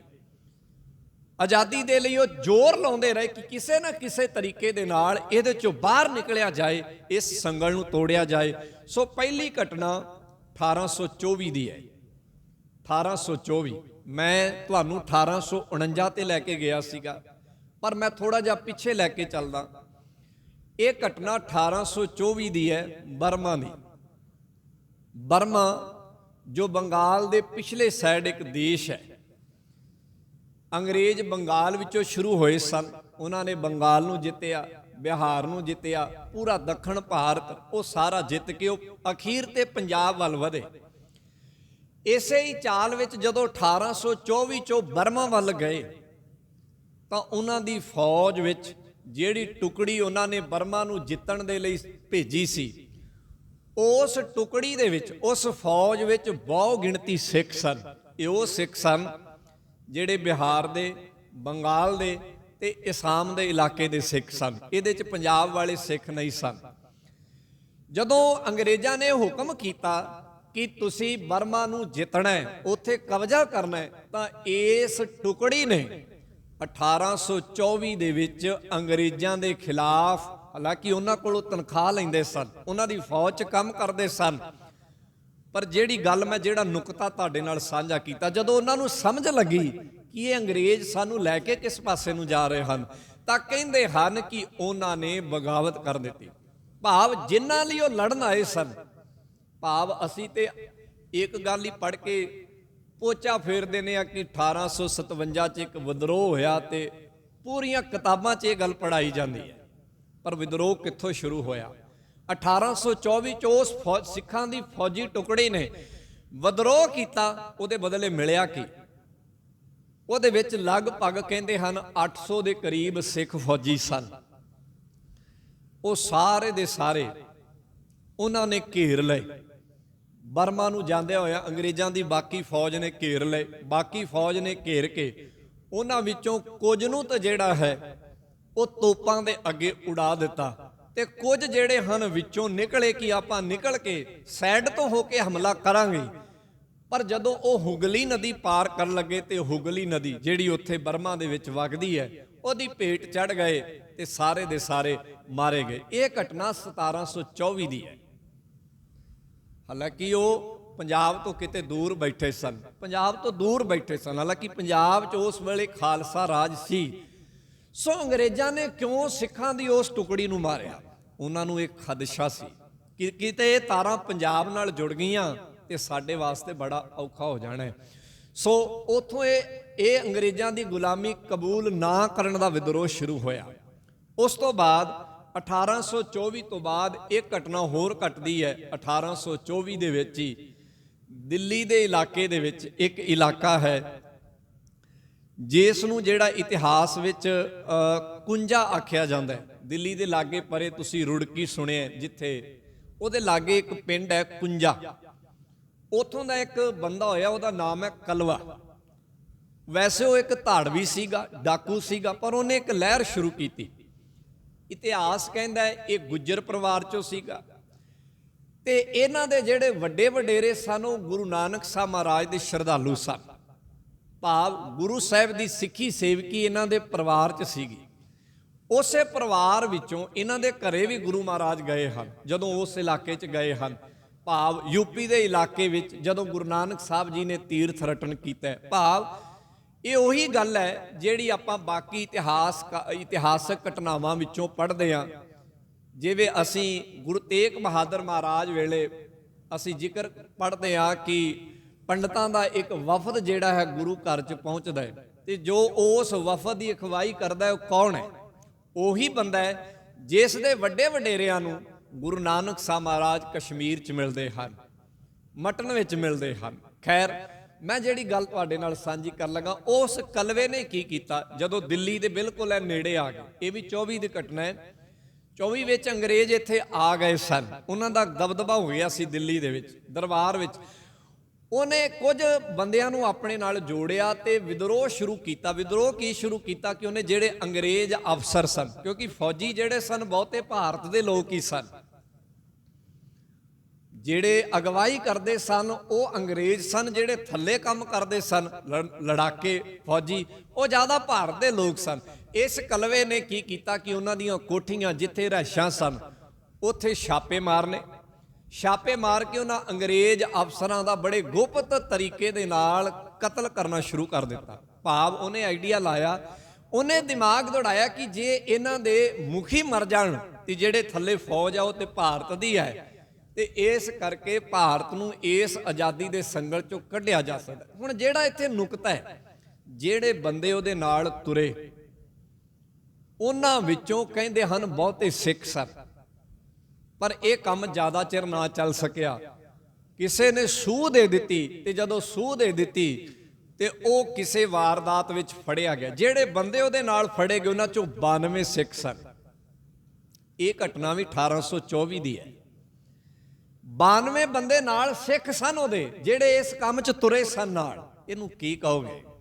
ਇਹ ਉਹੀ ਗੱਲ ਹੈ ਜਿਹੜੀ ਗੁਰੂ ਨਾਨਕ ਸਾਹਿਬ ਨੇ ਸ਼ੁਰੂ ਕੀਤੀ ਸੀ ਕਿ ਨਾ ਅੰਦਰੋਂ ਗੁਲਾਮੀ ਕਬੂਲ ਕਰਿਓ ਨਾ ਬਾਹਰੋਂ ਕੁਰਬਾਨੀ। ਉਹ 92 ਦੇ 92 ਬੰਦੇ ਜਿਹੜੇ ਹਨ ਫਾਂਸੀ ਚੜ੍ਹੇ 1824 ਵਿੱਚ। ਸਾਰਿਆਂ ਨੂੰ ਫਾਂਸੀ ਤੋੜਿਆ ਗਿਆ, ਅੱਖਾਂ ਮੀਟ ਕੇ ਫਾਂਸੀ ਦਿੱਤੀ ਗਈ। ਇਹ ਗੱਲ 1824 ਦੀ ਹੈ। ਇਸ ਤੋਂ ਬਾਅਦ 1825 'ਚ ਇਹ ਘਟਨਾ ਘਟਦੀ ਹੈ। ਅਸਾਮ ਦਾ ਤੁਸੀਂ ਜ਼ਿਕਰ ਸੁਣਿਆ ਹੋਵੇਗਾ। ਅਸਾਮ ਜਦੋਂ ਬਰਮਾ ਨੂੰ ਉਹਨਾਂ ਨੇ ਕਬਜ਼ੇ 'ਚ ਕਰ ਲਿਆ, ਫਿਰ ਉਹਨਾਂ ਨੇ ਅਸਾਮ ਨੂੰ ਵੀ ਸੋਚਿਆ ਕਿ ਅਸਾਮ ਜਿਹੜਾ ਆਪਣੇ ਕਬਜ਼ੇ 'ਚ ਕੀਤਾ ਜਾਏ। ਅਸਾਮ ਇੱਕ ਆਪਣੇ ਆਪ ਵਿੱਚ ਅਲੱਗ ਦੇਸ਼ ਸੀਗਾ। ਮੈਂ ਅੱਗੇ ਜਾ ਕੇ ਇਹਦਾ ਜ਼ਿਕਰ ਕਰਾਂਗਾ ਕਿ ਪੂਰੇ ਭਾਰਤ ਵਿੱਚ ਲਗਭਗ 563 ਦੇ ਕਰੀਬ ਰਿਆਸਤਾਂ ਸਨ। ਭਾਵ ਪੂਰਾ ਭਾਰਤ 563 ਦੇਸ਼ਾਂ ਦਾ ਇੱਕ ਸਮੂਹ ਸੀਗਾ। ਜਿਹੜਾ ਅਸਾਮ ਸੀਗਾ, ਇੱਥੋਂ ਦੇ ਜਿਹੜਾ ਰਾਜਾ ਸੀਗਾ, ਗੁਰੂ ਸਾਹਿਬ ਦੇ ਜੀਵਨ ਵਿੱਚ ਵੀ ਉਹਦਾ ਜ਼ਿਕਰ ਆਉਂਦਾ ਹੈ। ਅਹੋਮੀ ਕਬੀਲੇ ਦੇ ਉਹ ਰਾਜੇ ਸਨ। ਸ਼ਾਇਦ ਤੁਹਾਨੂੰ ਯਾਦ ਹੋਏਗਾ ਕਿ ਇਹ ਬੰਦੇ ਬੜੇ ਦਲੇਰ ਸਨ। ਅਸਾਮੀਏ ਜਿਹੜੇ ਸਨ, ਇਹਨਾਂ ਦੇ ਇੱਕ ਰਾਜੇ ਦਾ ਜ਼ਿਕਰ, ਚੱਕਰ ਧਵਜ ਦਾ ਜ਼ਿਕਰ ਜਿਹੜਾ ਹੈ ਅਸੀਂ ਗੁਰੂ ਇਤਿਹਾਸ ਵਿੱਚੋਂ ਵੀ ਪੜ੍ਹਦੇ ਹਾਂ। ਪ੍ਰਸ਼ਾਦੀ ਹਾਥੀ ਦਾ ਜ਼ਿਕਰ ਤੁਸੀਂ ਪੜ੍ਹਦੇ ਹੋ, ਇਹ ਅਸਾਮ ਦੇ ਉਸ ਕਬੀਲਿਆਂ ਵਿੱਚੋਂ ਗੁਰੂ ਮਹਾਰਾਜ ਨੂੰ ਦਿੱਤਾ ਹੋਇਆ ਹਾਥੀ ਸੀਗਾ, ਪ੍ਰਸਾਦੀ ਹਾਥੀ, ਕਿਉਂਕਿ ਉੱਥੇ ਹਾਥੀ ਬੜੇ ਸਨ। ਇਹ ਬੰਦੇ ਬੜੇ ਦਲੇਰ ਸਨ, ਇਹਨਾਂ ਨੇ ਗੁਲਾਮੀ ਨੂੰ ਛੇਤੀ ਕਬੂਲ ਨਹੀਂ ਕੀਤਾ, ਲੜਾਈ ਕੀਤੀ। ਸੋ ਜਦੋਂ 1825 ਵਿੱਚ ਅੰਗਰੇਜ਼ਾਂ ਨੇ ਅਸਾਮ 'ਚ ਕਬਜ਼ਾ ਕਰਨਾ ਚਾਹਿਆ ਤੇ ਉਹਨਾਂ ਨੇ ਇੱਕ ਫੌਜ ਭੇਜੀ, ਇੱਕ ਟੁਕੜੀ ਭੇਜੀ। ਉਸ ਟੁਕੜੀ ਦਾ ਨਾਮ ਸੀਗਾ ਗਾਰਡੇਰੀਅਨ। ਉਸ ਫੌਜ ਦਾ ਨਾਮ, ਜਿਵੇਂ ਆਪਾਂ ਕਹਿ ਦਿੰਦੇ ਹਾਂ ਸਿੱਖ ਰੈਜੀਮੈਂਟ, ਆਪਾਂ ਕਹਿ ਦਿੰਦੇ ਹਾਂ ਜਾਟ ਰੈਜੀਮੈਂਟ, ਇਵੇਂ ਉਹਨਾਂ ਨੇ ਟੁਕੜੀਆਂ ਦੇ ਨਾਮ ਰੱਖੇ ਸਨ। ਉਹਦਾ ਨਾਮ ਸੀਗਾ ਗਾਰਡੇਰੀਅਨ, ਭਾਵ ਰੱਖਿਆ ਕਰਨ ਵਾਲੀ। ਉਹ ਜਿਹੜੀ ਟੁਕੜੀ ਸੀ, ਉਸ ਟੁਕੜੀ ਦੇ ਵਿੱਚ ਵੀ ਬਹੁਤੇ ਸਿੱਖ ਸਨ। ਜਦੋਂ ਉੱਥੇ ਭੇਜੇ, ਜਦੋਂ ਉੱਥੇ ਗਏ ਤਾਂ ਉਹਨਾਂ ਸਿੱਖਾਂ ਨੇ ਉੱਥੇ ਜਾ ਕੇ ਲੜਨ ਤੋਂ ਮਨਾ ਕਰ ਦਿੱਤਾ ਕਿ ਅਸੀਂ ਆਪਣੇ ਭਰਾਵਾਂ ਨੂੰ ਗੁਲਾਮੀ ਦੇ ਸੰਗਲਾਂ 'ਚ ਨਹੀਂ ਨੂੜ ਸਕਦੇ, ਅਸੀਂ ਨਹੀਂ ਐਸਾ ਕਰ ਸਕਦੇ। ਪਰ ਉਸ ਪੂਰੀ ਦੀ ਪੂਰੀ ਟੁਕੜੀ ਨੇ ਬਗਾਵਤ ਕਰ ਦਿੱਤੀ ਅੰਗਰੇਜ਼ਾਂ ਦੇ ਖਿਲਾਫ। ਗਏ ਅੰਗਰੇਜ਼ਾਂ ਵੱਲੋਂ, ਪਰ ਉਹਨਾਂ ਨੇ ਆਖਿਆ ਨਹੀਂ, ਅਸੀਂ ਆਪਣੀ ਧਰਤੀ ਦੇ ਜੰਮੇ ਜਾਇਆ ਨੂੰ ਤੁਹਾਡੀ ਗੁਲਾਮੀ 'ਚ ਨਹੀਂ ਪਾ ਸਕਦੇ। ਸੋ ਇਹ ਘਟਨਾ 1825 ਦੀ ਹੈ। ਇਹਦੇ ਬਦਲੇ ਉਹਨਾਂ ਨੂੰ ਇੱਕ ਬੜਾ ਵੱਡਾ ਮੁੱਲ ਤਾਰਨਾ ਪਿਆ। ਇਹਦੇ 'ਚ ਜਦੋਂ ਸਾਰੇ ਤਸਬੀਸ ਹੋਈ, ਅੰਗਰੇਜ਼ਾਂ ਨੇ ਪੜਚੋਲ ਕੀਤੀ ਕਿ ਕਿਹੜੇ ਬੰਦੇ ਸਨ ਇਹ ਫੌਜ ਨੂੰ ਭੜਕਾਉਣ ਵਾਲੇ, ਤਾਂ ਦੋ ਬੰਦਿਆਂ ਦਾ ਨਾਮ ਆਇਆ। ਇੱਕ ਦਾ ਨਾਮ ਆਇਆ ਕਰਤਾਰ ਸਿੰਘ, ਇੱਕ ਦਾ ਨਾਮ ਆਇਆ ਹਰੀ ਸਿੰਘ। ਇਹਨਾਂ ਦੋਵਾਂ ਤੇ ਦੋਸ਼ ਲਾਏ ਗਏ ਕਿ ਇਹਨਾਂ ਦੋਵਾਂ ਸਰਦਾਰਾਂ ਨੇ ਸਾਰੀ ਟੁਕੜੀ ਨੂੰ ਭੜਕਾ ਕੇ ਅੰਗਰੇਜ਼ਾਂ ਦੇ ਖਿਲਾਫ ਜੰਗ ਲਈ ਤਿਆਰ ਕੀਤਾ। ਹੁਣ ਇਹ ਘਟਨਾ ਵੇਖੋ 1824 ਦੀਆਂ 25 ਦੀਆਂ ਨੇ, ਜਦੋਂ ਇੱਧਰ ਖਾਲਸਾ ਰਾਜ ਹੈ, ਉਧਰ ਦੂਸਰੇ ਪਾਸੇ ਅੰਗਰੇਜ਼ ਅੱਗੇ ਵਧ ਰਹੇ ਨੇ, ਤੇ ਜਿਹੜੇ ਸਿੱਖ ਫੌਜੀ ਉਧਰ ਦੀਆਂ ਫੌਜਾਂ 'ਚ ਸਨ, ਭਾਵੇਂ ਅੰਗਰੇਜ਼ ਦੀ ਫੌਜ 'ਚ ਆ ਗਏ, ਪਰ ਉਹਨਾਂ ਨੇ ਵੇਖਿਆ ਕਿ ਇਹ ਤੇ ਗੁਲਾਮੀ ਵਾਲੇ ਬੰਨੇ ਨੂੰ ਲੈ ਕੇ ਜਾ ਰਹੇ ਨੇ। ਉਹਨਾਂ ਨੇ ਅੰਗਰੇਜ਼ਾਂ ਦੇ ਖਿਲਾਫ ਹੀ ਜੰਗ ਛੇੜੀ। ਫਿਰ ਇਹ ਜਿਹੜੀ ਟੁਕੜੀ ਸੀ, ਇਹਨਾਂ ਨਾਲ ਵੀ ਉਹੀ ਕੰਮ ਕੀਤਾ। ਇਸ ਸਾਰੀ ਟੁਕੜੀ ਨੂੰ ਉਹਨਾਂ ਨੇ ਫੜਿਆ ਤੇ ਫੜ ਕੇ ਜਿਹੜਾ ਹੈ 400 ਸਿੱਖ ਜਿਹੜੇ ਹਨ ਉਹ ਤੋਪਾਂ ਦੇ ਨਾਲ, ਇਹਨੂੰ ਸਮਝ ਲਿਓ ਥੋੜਾ ਜਿਹਾ, ਜਿਵੇਂ ਆਪਾਂ ਪੁਰਾਣੇ ਮੁਗਲ ਰਾਜ ਵੇਲੇ ਪੜ੍ਹਦੇ ਹਾਂ ਕਿ ਉਹ ਕੀ ਕਰਦੇ ਸਨ, ਜਾਂ ਤੇ ਸਿੱਖਾਂ ਦਾ ਬੰਦ ਕੱਟਦੇ ਸਨ। ਉਸ ਰਾਜ ਵਿੱਚ ਫਾਂਸੀ ਬੜੇ ਘੱਟ ਸਿੱਖਾਂ ਨੂੰ ਹੋਈ ਹੈ। ਜਦੋਂ ਮੁਗਲ ਰਾਜ ਪੜ੍ਹੋਗੇ ਨਾ ਤੇ ਤੁਹਾਨੂੰ ਬਹੁਤ ਘੱਟ ਘਟਨਾਵਾਂ ਮਿਲਣਗੀਆਂ ਫਾਂਸੀ ਦੀਆਂ। ਉੱਥੇ ਜ਼ਿਆਦਾਤਰ ਤੁਹਾਨੂੰ ਘਟਨਾਵਾਂ ਮਿਲਣਗੀਆਂ ਸ਼ਹੀਦੀ ਦੀਆਂ। ਕਿਸੇ ਨੂੰ ਬੰਦ ਕੱਟ ਕੇ ਸ਼ਹੀਦ ਕੀਤਾ, ਕਿਸੇ ਨੂੰ ਉਹਨਾਂ ਨੇ ਚਾਕ ਕਰਕੇ ਸ਼ਹੀਦ ਕੀਤਾ, ਕਿਸੇ ਨੂੰ, ਤੁਸੀਂ ਪੜ੍ਹਿਓ। ਇਹ ਫਰਕ ਹੈ ਮੁਗਲਾਂ ਨਾਲੋਂ ਅੰਗਰੇਜ਼ਾਂ। ਜਦੋਂ ਅੰਗਰੇਜ਼ੀ ਕਾਲ ਪੜ੍ਹਦੇ ਹਾਂ ਆਪਾਂ ਤੇ ਇਹਦੇ 'ਚ ਵੇਖਦੇ ਹਾਂ ਕਿ ਬਹੁਤੇ ਸਿੱਖ ਜਿਹੜੇ ਹਨ, ਜਾਂ ਤੇ ਉਹ ਕਾਲੇ ਪਾਣੀ ਕਰਕੇ ਤੇ ਜਾਂ ਫਿਰ ਹਥਿਆਰਾਂ ਨਾਲ ਮਾਰੇ ਗਏ ਤੇ ਜਾਂ ਫਾਂਸੀ ਨਾਲ। ਉਹਨਾਂ ਨੇ ਇਹ ਸਜ਼ਾਵਾਂ ਜਿਹੜੀਆਂ ਉਹ ਤੋਂ 400 ਸਿੱਖਾਂ 'ਚੋਂ ਕੁਝ ਨੂੰ ਜਿਹੜੇ ਫੜੇ ਗਏ ਉਹਨਾਂ ਨੇ ਫਾਂਸੀ ਦੇ ਦਿੱਤੀ, ਤੇ ਕੁਝ ਜਿਹੜੇ ਉਹਨਾਂ ਦੇ ਭੱਜਣ ਦੀ ਕੋਸ਼ਿਸ਼ ਕੀਤੀ ਜਿਨ੍ਹਾਂ ਨੇ ਉਹ ਤੋਪਾਂ ਦੇ ਨਾਲ ਉਡਾ ਦਿੱਤੇ। ਭਾਵ ਤੋਪ ਦੇ ਸਾਹਮਣੇ ਬੰਨ੍ਹ ਕੇ ਤੇ ਗੋਲਾ ਮਾਰ ਦੇਣਾ। ਜਿਵੇਂ ਅਸੀਂ ਨਾਮਧਾਰੀਆਂ ਦੇ ਬਾਰੇ ਸੁਣਦੇ ਆ, ਜਦੋਂ ਉਹਨਾਂ ਨੇ ਇੱਥੇ ਬੁੱਚੜਖਾਨਿਆਂ ਦਾ ਵਿਰੋਧ ਕੀਤਾ ਸੀਗਾ। ਸੋ ਖੈਰ, ਇਹ 1825 ਦੀ ਘਟਨਾ ਹੈ। ਇਵੇਂ ਆਪਾਂ ਅੱਗੇ ਵਧਦੇ ਹਾਂ। ਹੁਣ ਆਪਾਂ ਚੱਲਦੇ ਹਾਂ 1849 ਤੋਂ ਬਾਅਦ ਦੀ ਗੱਲ ਕਰਦੇ ਹਾਂ, 1847 ਦੀ ਗੱਲ ਕਰਦੇ ਹਾਂ, ਜਦੋਂ ਖਾਲਸਾ ਰਾਜ ਵਿੱਚ ਜਿਹੜਾ ਹੈ ਆਪੋ ਧਾਈ ਮਚ ਗਈ ਸੀ। 1839 ਦੇ ਵਿੱਚ ਮਹਾਰਾਜਾ ਰਣਜੀਤ ਸਿੰਘ ਜੀ ਚੜ੍ਹਾਈ ਕਰ ਗਏ। ਉਸ ਤੋਂ ਬਾਅਦ 1839 ਤੋਂ ਲੈ ਕੇ 1849 ਜਿਹੜੇ 10 ਸਾਲ ਸਨ, ਇਹ ਖਾਲਸਾ ਦਰਬਾਰ ਦੇ ਬੜੇ ਬੁਰੇ ਸਾਲ ਸਨ। ਇਹਨਾਂ 10 ਸਾਲਾਂ ਦੇ ਵਿੱਚ ਬੜਾ ਕੁਝ ਖਾਲਸਾ ਦਰਬਾਰ 'ਚ ਹੋਇਆ। ਇਹਦੇ ਵਿੱਚ ਹੀ ਇੱਕ ਸਿੱਖ ਨੌਰੰਗਾਬਾਦ ਦਾ, ਜਿਹਦਾ ਨਾਮ ਸਾਡੇ ਇਤਿਹਾਸ ਵਿੱਚ ਬੜੇ ਮਾਣ ਨਾਲ ਲਿਆ ਜਾਂਦਾ ਹੈ, ਭਾਈ ਮਹਾਰਾਜ ਸਿੰਘ, ਉਹਦਾ ਜ਼ਿਕਰ ਆਉਂਦਾ ਹੈ ਕਿ ਉਸ ਨੇ ਅੰਗਰੇਜ਼ਾਂ ਦੀ ਗੁਲਾਮੀ ਇਸ ਇਲਾਕੇ ਵਿੱਚੋਂ, ਜਿਹੜਾ ਲੁਧਿਆਣੇ ਤੋਂ ਇੱਧਰ ਦਾ ਇਲਾਕਾ ਸੀ, ਭਾਵ ਸਤਲੁਜ ਦਰਿਆ ਤੋਂ ਇੱਧਰ ਦੀ ਜਿਹੜੀ ਇਹ ਹੱਦ ਸੀ ਅੰਗਰੇਜ਼ਾਂ ਦੀ ਸੀ। ਉਹਨਾਂ ਦੀ ਅਖੀਰਲੀ ਪੋਸਟ ਇਸ ਲੁਧਿਆਣੇ ਦੇ ਵਿੱਚ ਸੀਗੀ। ਸੋ ਉਹਨਾਂ ਨੇ ਯਤਨ ਆਰੰਭ ਕੀਤਾ, ਫੌਜ ਇਕੱਠੀ ਕੀਤੀ ਤੇ ਫੌਜ ਇਕੱਠੀ ਕਰਕੇ ਅੰਗਰੇਜ਼ਾਂ ਦੇ ਖਿਲਾਫ ਮੁਹਿੰਮ ਸ਼ੁਰੂ ਕਰ ਦਿੱਤੀ। ਹਾਲਾਂ ਉਧਰ ਖਾਲਸਾ ਰਾਜ ਸੀਗਾ, ਪਰ ਇਸ ਇਲਾਕੇ 'ਚ ਬਾਬਾ ਜੀ ਨੇ ਜਦੋਂ ਮੁਹਿੰਮ ਸ਼ੁਰੂ ਕੀਤੀ, ਉਹਨਾਂ ਨੇ ਭਾਈ ਮਹਾਰਾਜ ਸਿੰਘ ਹੁਣਾਂ ਨੇ, ਤਾਂ ਕਹਿੰਦੇ ਨੇ ਕਿਸੇ ਕਾਰਨ ਵਸ ਉਹਨਾਂ ਦੀ ਅੱਖਾਂ ਦੀ ਨਿਗਾਹ ਘਟ ਗਈ। ਉਹ ਅਗਵਾਈ ਨਾ ਚੰਗੀ ਤਰ੍ਹਾਂ ਕਰ ਸਕੇ। ਉਹਨਾਂ ਨੂੰ ਇੱਕ ਬੰਦਾ ਜਿਹੜਾ ਆਪਣਾ ਸਹਿਯੋਗੀ ਰੱਖਣਾ ਪੈਂਦਾ ਸੀਗਾ। ਕੋਈ ਕਾਰਨ ਹੋ ਗਿਆ ਹੋਏਗਾ, ਕਿਸੇ ਬਿਮਾਰੀ ਕਾਰਨ ਜਾਂ ਕਿਸੇ ਕਾਰਨ ਅੱਖਾਂ ਦੀ ਨਿਗਾਹ ਘਟ ਗਈ। ਇਸ ਗੱਲ ਦਾ ਫਾਇਦਾ ਉਠਾਉਂਦਿਆਂ ਇੱਕ ਹਿੰਦੂ ਸਿਪਾਹੀ ਨੇ ਇਸ ਗੱਲ ਦੀ ਮੁਖਬਰੀ ਅੰਗਰੇਜ਼ਾਂ ਕੋਲ ਕੀਤੀ। ਅੰਗਰੇਜ਼ਾਂ ਨੇ ਧੋਖੇ ਦੇ ਨਾਲ ਭਾਈ ਮਹਾਰਾਜ ਸਿੰਘ ਨੂੰ ਫੜ ਲਿਆ ਤੇ ਉਹਨਾਂ ਨੂੰ ਰੰਗੂਨ ਭੇਜ ਦਿੱਤਾ। ਉੱਥੇ ਕਾਲੀ ਜੇਲ੍ਹ ਵਿੱਚ, ਕਾਲੇ ਪਾਣੀ ਦੀ ਜੇਲ੍ਹ ਵਿੱਚ ਉਹ ਚੜ੍ਹਾਈ ਕਰ ਗਏ। ਸੋ ਇਹ ਘਟਨਾਵਾਂ ਪੂਰੇ ਭਾਰਤ ਤੇ ਕਬਜ਼ਾ ਹੋਣ ਤੋਂ ਪਹਿਲਾਂ ਦੀਆਂ ਨੇ, ਜਦੋਂ ਸਿੱਖਾਂ ਨੇ ਆਜ਼ਾਦੀ ਲਈ ਜੱਦੋ-ਜਹਿਦ ਸ਼ੁਰੂ ਕਰ ਦਿੱਤੀ ਸੀ। ਜਿਹੜੀ ਪਹਿਲੀ ਘਟਨਾ 1824 ਦੀ ਹੈ, ਫਿਰ ਦੁਬਾਰਾ 1824 ਦੀ ਹੈ, 1825 ਦੀ ਹੈ, ਵਿੱਚ ਵੀ ਹੋਰ ਘਟਨਾਵਾਂ ਨੇ। ਜਦੋਂ ਅਸੀਂ ਪੜਾਂਗੇ ਤੇ ਪਤਾ ਲੱਗੇਗਾ ਕਿ ਸਾਡੇ ਬੰਦੇ, ਸਾਡੇ ਬਜ਼ੁਰਗ ਕਦੋਂ ਤੋਂ ਇਹ ਸੰਘਰਸ਼ ਕਰ ਰਹੇ ਨੇ। ਅਸੀਂ ਤੇ ਅਜੇ ਚਰਖਾ ਛੱਡਣ ਨੂੰ ਤਿਆਰ ਨਹੀਂ ਹਾਂ, ਅਸੀਂ ਤੇ ਚਰਖੇ ਦੇ ਦੁਆਲੇ ਘੁੰਮੀ ਜਾਂਦੇ ਹੈਗੇ ਹਾਂ। ਪਰ ਜਦੋਂ ਚਰਖੇ ਨੂੰ ਛੱਡ ਕੇ ਤੇ ਅਸੀਂ ਆਪਣੇ ਬਜ਼ੁਰਗਾਂ ਦੀਆਂ ਪੈੜਾਂ ਨੂੰ ਲੱਭਣ ਦੀ ਕੋਸ਼ਿਸ਼ ਕਰਾਂਗੇ ਤੇ ਪੈੜਾਂ ਬੜੀ ਦੂਰ ਤੱਕ ਹਨ। ਭਾਵ ਜਿਵੇਂ ਜਿਵੇਂ ਅੰਗਰੇਜ਼ ਗੁਲਾਮੀ ਦੀ ਸੋਚ ਰਹੇ ਸਨ, ਸਿੱਖ ਦੇ ਅੰਦਰ ਗੁਰਬਾਣੀ ਦੀ ਲੋ ਉਵੇਂ ਉਵੇਂ ਆਜ਼ਾਦੀ ਸੋਚ ਰਹੀ ਸੀ ਕਿ ਆਜ਼ਾਦੀ ਲੱਭਣੀ ਕਿਵੇਂ। ਭਾਵੇਂ ਉਹ ਥੋੜੀ ਗਿਣਤੀ 'ਚ ਸਨ, ਪਰ ਉਹਨਾਂ ਇਹ ਨਹੀਂ ਵੇਖਿਆ ਕਿ ਅਸੀਂ ਕੁਝ ਕਰ ਸਕਦੇ ਜਾਂ ਨਹੀਂ ਕਰ ਸਕਦੇ। ਉਹਨਾਂ ਦੇ ਸਾਹਮਣੇ ਬਾਬਾ ਬੋਤਾ ਸਿੰਘ ਤੇ ਬਾਬਾ ਗਰਜਾ ਸਿੰਘ ਸਨ, ਭਾਵੇਂ ਦੋ ਹੀ ਆ, ਪਰ ਮੁਕਾਬਲਾ ਕਰਾਂਗੇ ਜਿੰਨਾ ਚਿਰ ਹਾਂ। ਇਹੀ ਉਹਨਾਂ ਟੁਕੜੀਆਂ ਦੀ ਗੱਲ ਸੀ। ਹਾਲਾਂਕਿ ਉਹਨਾਂ ਨੂੰ ਪਤਾ ਸੀ ਅਸੀਂ 400-500 ਬੰਦਾ ਏਡੀ ਵੱਡੀ ਸਲਤਨਤ ਦਾ ਮੁਕਾਬਲਾ ਕਿਵੇਂ ਕਰਾਂਗੇ। ਪਰ ਮਸਲਾ 400-500 ਦਾ ਨਹੀਂ ਸੀਗਾ, ਮਸਲਾ ਗੁਲਾਮੀ ਦਾ ਸੀਗਾ ਕਿ ਅਸੀਂ ਮਰ ਜਾਵਾਂਗੇ ਪਰ ਅਸੀਂ ਇਹ ਦੱਸ ਜਾਵਾਂਗੇ। ਸੋ ਇੱਥੋਂ ਇਹ ਗੱਲਾਂ ਇਤਿਹਾਸ 'ਚ ਬੜੀ ਚਲਾਕੀ ਨਾਲ ਇਹ ਗੱਲਾਂ ਛੁਪਾ ਲਈਆਂ ਗਈਆਂ, ਬੜੀ ਚਲਾਕੀ ਨਾਲ। ਕਿਹੜੀ ਕਿਤਾਬ ਹੈ ਸਕੂਲ ਦੀ ਦੱਸੋ ਜਿਹਦੇ 'ਚ ਇਹ ਘਟਨਾਵਾਂ ਪੜ੍ਹਾਈਆਂ ਜਾਂਦੀਆਂ ਨੇ? ਉੱਥੇ ਤੇ ਕੇਵਲ ਚਰਖੇ ਨੂੰ ਰੋਇਆ ਜਾਂਦਾ ਹੈ ਤੇ ਚਰਖੇ ਨੂੰ ਰੋ ਰੋ ਕੇ ਉਹਨੂੰ ਕੱਤਿਆ ਜਾਂਦਾ ਹੈ। ਇਸ ਤੋਂ ਇਲਾਵਾ ਹੋਰ ਇਹ ਗੱਲਾਂ ਸਾਡੇ ਬਜ਼ੁਰਗਾਂ ਨੇ ਜੋ ਸ਼ੁਰੂ ਕੀਤੀਆਂ ਸਨ, ਉਹਨਾਂ ਨੂੰ ਬੜੀ ਚਲਾਕੀ ਨਾਲ ਮਿਟਾ ਦਿੱਤਾ ਅੱਗੇ। ਹੁਣ ਅਗਲਾ ਤੱਤ ਜਿਹੜਾ ਮੈਂ ਤੁਹਾਡੇ ਸਾਹਮਣੇ ਰੱਖਣ ਲੱਗਾ, ਅਗਲੀ ਘਟਨਾ ਜਿਹੜੀ ਹੈ, ਬਹੁਤ ਸਾਰੀਆਂ ਘਟਨਾਵਾਂ ਨੇ। ਅਗਲੀ ਘਟਨਾ ਬਾਬਾ ਰਾਮ ਸਿੰਘ ਜੀ ਦੀ ਹੈ, ਜਿਨ੍ਹਾਂ ਨੇ ਇੱਕ ਲਹਿਰ ਜਿਹੜੀ ਹੈ 1869 'ਚ ਸ਼ੁਰੂ ਕੀਤੀ ਸੀ। 1869 ਦੇ ਤੋਂ ਪਹਿਲਾਂ ਦੀਆਂ ਜਿਹੜੀਆਂ ਘਟਨਾਵਾਂ ਪੜਾਂਗੇ ਉਹ ਲੜਾਈ ਝਗੜੇ ਵਾਲੀਆਂ ਨੇ। 1869 'ਚ ਬਾਬਾ ਰਾਮ ਸਿੰਘ ਨੇ ਇਹ ਤੱਤ ਕੱਢ ਲਿਆ ਕਿ ਆਪਾਂ ਅੰਗਰੇਜ਼ਾਂ ਨਾਲ ਹੁਣ ਲੜ ਕੇ ਜਿੱਤ ਨਹੀਂ ਸਕਦੇ, ਕਿਉਂਕਿ ਉਹਨਾਂ ਕੋਲ ਤਾਕਤ ਵਧੇਰੇ ਹੈ, ਸਾਡੇ ਕੋਲ ਤਾਕਤ ਘੱਟ ਹੈ। ਖਾਲਸਾ ਫੌਜਾਂ ਖਿੰਡ ਗਈਆਂ ਨੇ, ਵਿੱਚ ਜਿਹੜਾ ਹੈ ਆਪਸ ਵਿੱਚ ਬੇਭਰੋਸਗੀ ਪੈਦਾ ਹੋ ਗਈ ਹੈ, ਕੋਈ ਇੱਕ ਦੂਜੇ ਦੇ ਨਾਲ ਜੁੜ ਕੇ ਚੱਲਣਾ ਨਹੀਂ ਚਾਹੁੰਦਾ। ਇਸੇ ਕਰਕੇ ਉਹਨਾਂ ਲੋਕਾਂ ਨੂੰ ਇੱਕ ਨਵੀਂ ਚੀਜ਼ ਦਿੱਤੀ। ਉਹ ਇਹ ਚੀਜ਼ ਦਿੱਤੀ ਕਿ ਅੰਗਰੇਜ਼ ਇੱਥੇ ਆਏ ਕੀ ਲੈਣ। ਉਹਨਾਂ ਨੇ ਲੋਕਾਂ ਨੂੰ ਸਮਝਾਇਆ ਆਏ ਕੀ ਲੈਣ। ਲੋਕਾਂ ਨੂੰ ਇਹ ਗੱਲ ਸਮਝ ਆਈ ਕਿ ਆਏ ਸਨ ਵਪਾਰ ਕਰਨ। ਜੇ ਉਹਨਾਂ ਨੇ ਰਾਜ ਵੀ ਕਾਇਮ ਕੀਤਾ ਤੇ ਉਹਦਾ ਮਕਸਦ ਵੀ ਵਪਾਰ ਹੀ ਸੀਗਾ।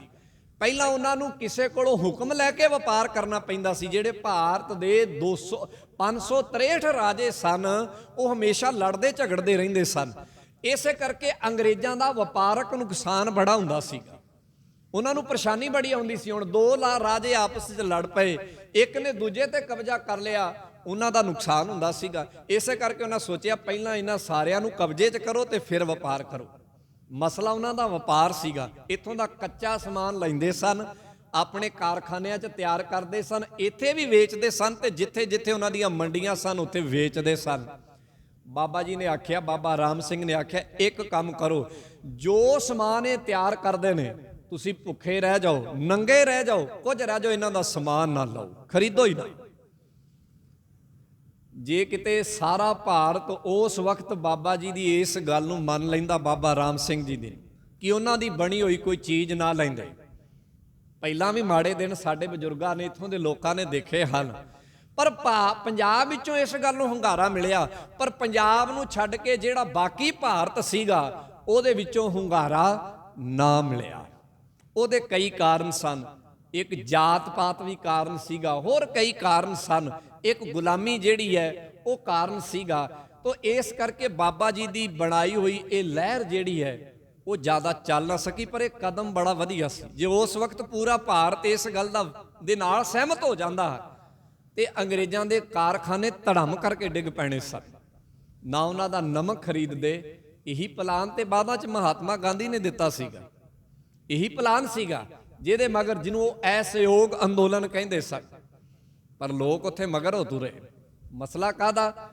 ਮਸਲਾ ਇੱਕ ਸਿੱਖ ਅਤੇ ਨੌਨ ਸਿੱਖ ਦਾ ਵੀ ਹੈ। ਮਸਲਾ ਇਹ ਵੀ ਹੈ ਕਿ ਸਿੱਖ ਦੀ ਅਗਵਾਈ ਨੂੰ ਇੱਥੋਂ ਦੇ ਲੋਕ ਕਬੂਲ ਨਹੀਂ ਕਰਦੇ ਹਨ। ਉਹਨਾਂ ਦੇ ਅੰਦਰ ਕਿਤੇ ਨਾ ਕਿਤੇ ਸ਼ੱਕ ਹੈ, ਕਿਤੇ ਨਾ ਕਿਤੇ ਅੰਦਰ ਖੁਣਸ ਹੈ। ਸੋ ਇਹ ਘਟਨਾ ਵੀ ਬੜੀ ਕਮਾਲ ਦੀ ਹੈ, ਪਰ ਇਹ ਕਾਮਯਾਬੀ ਨਾ ਮਿਲੀ।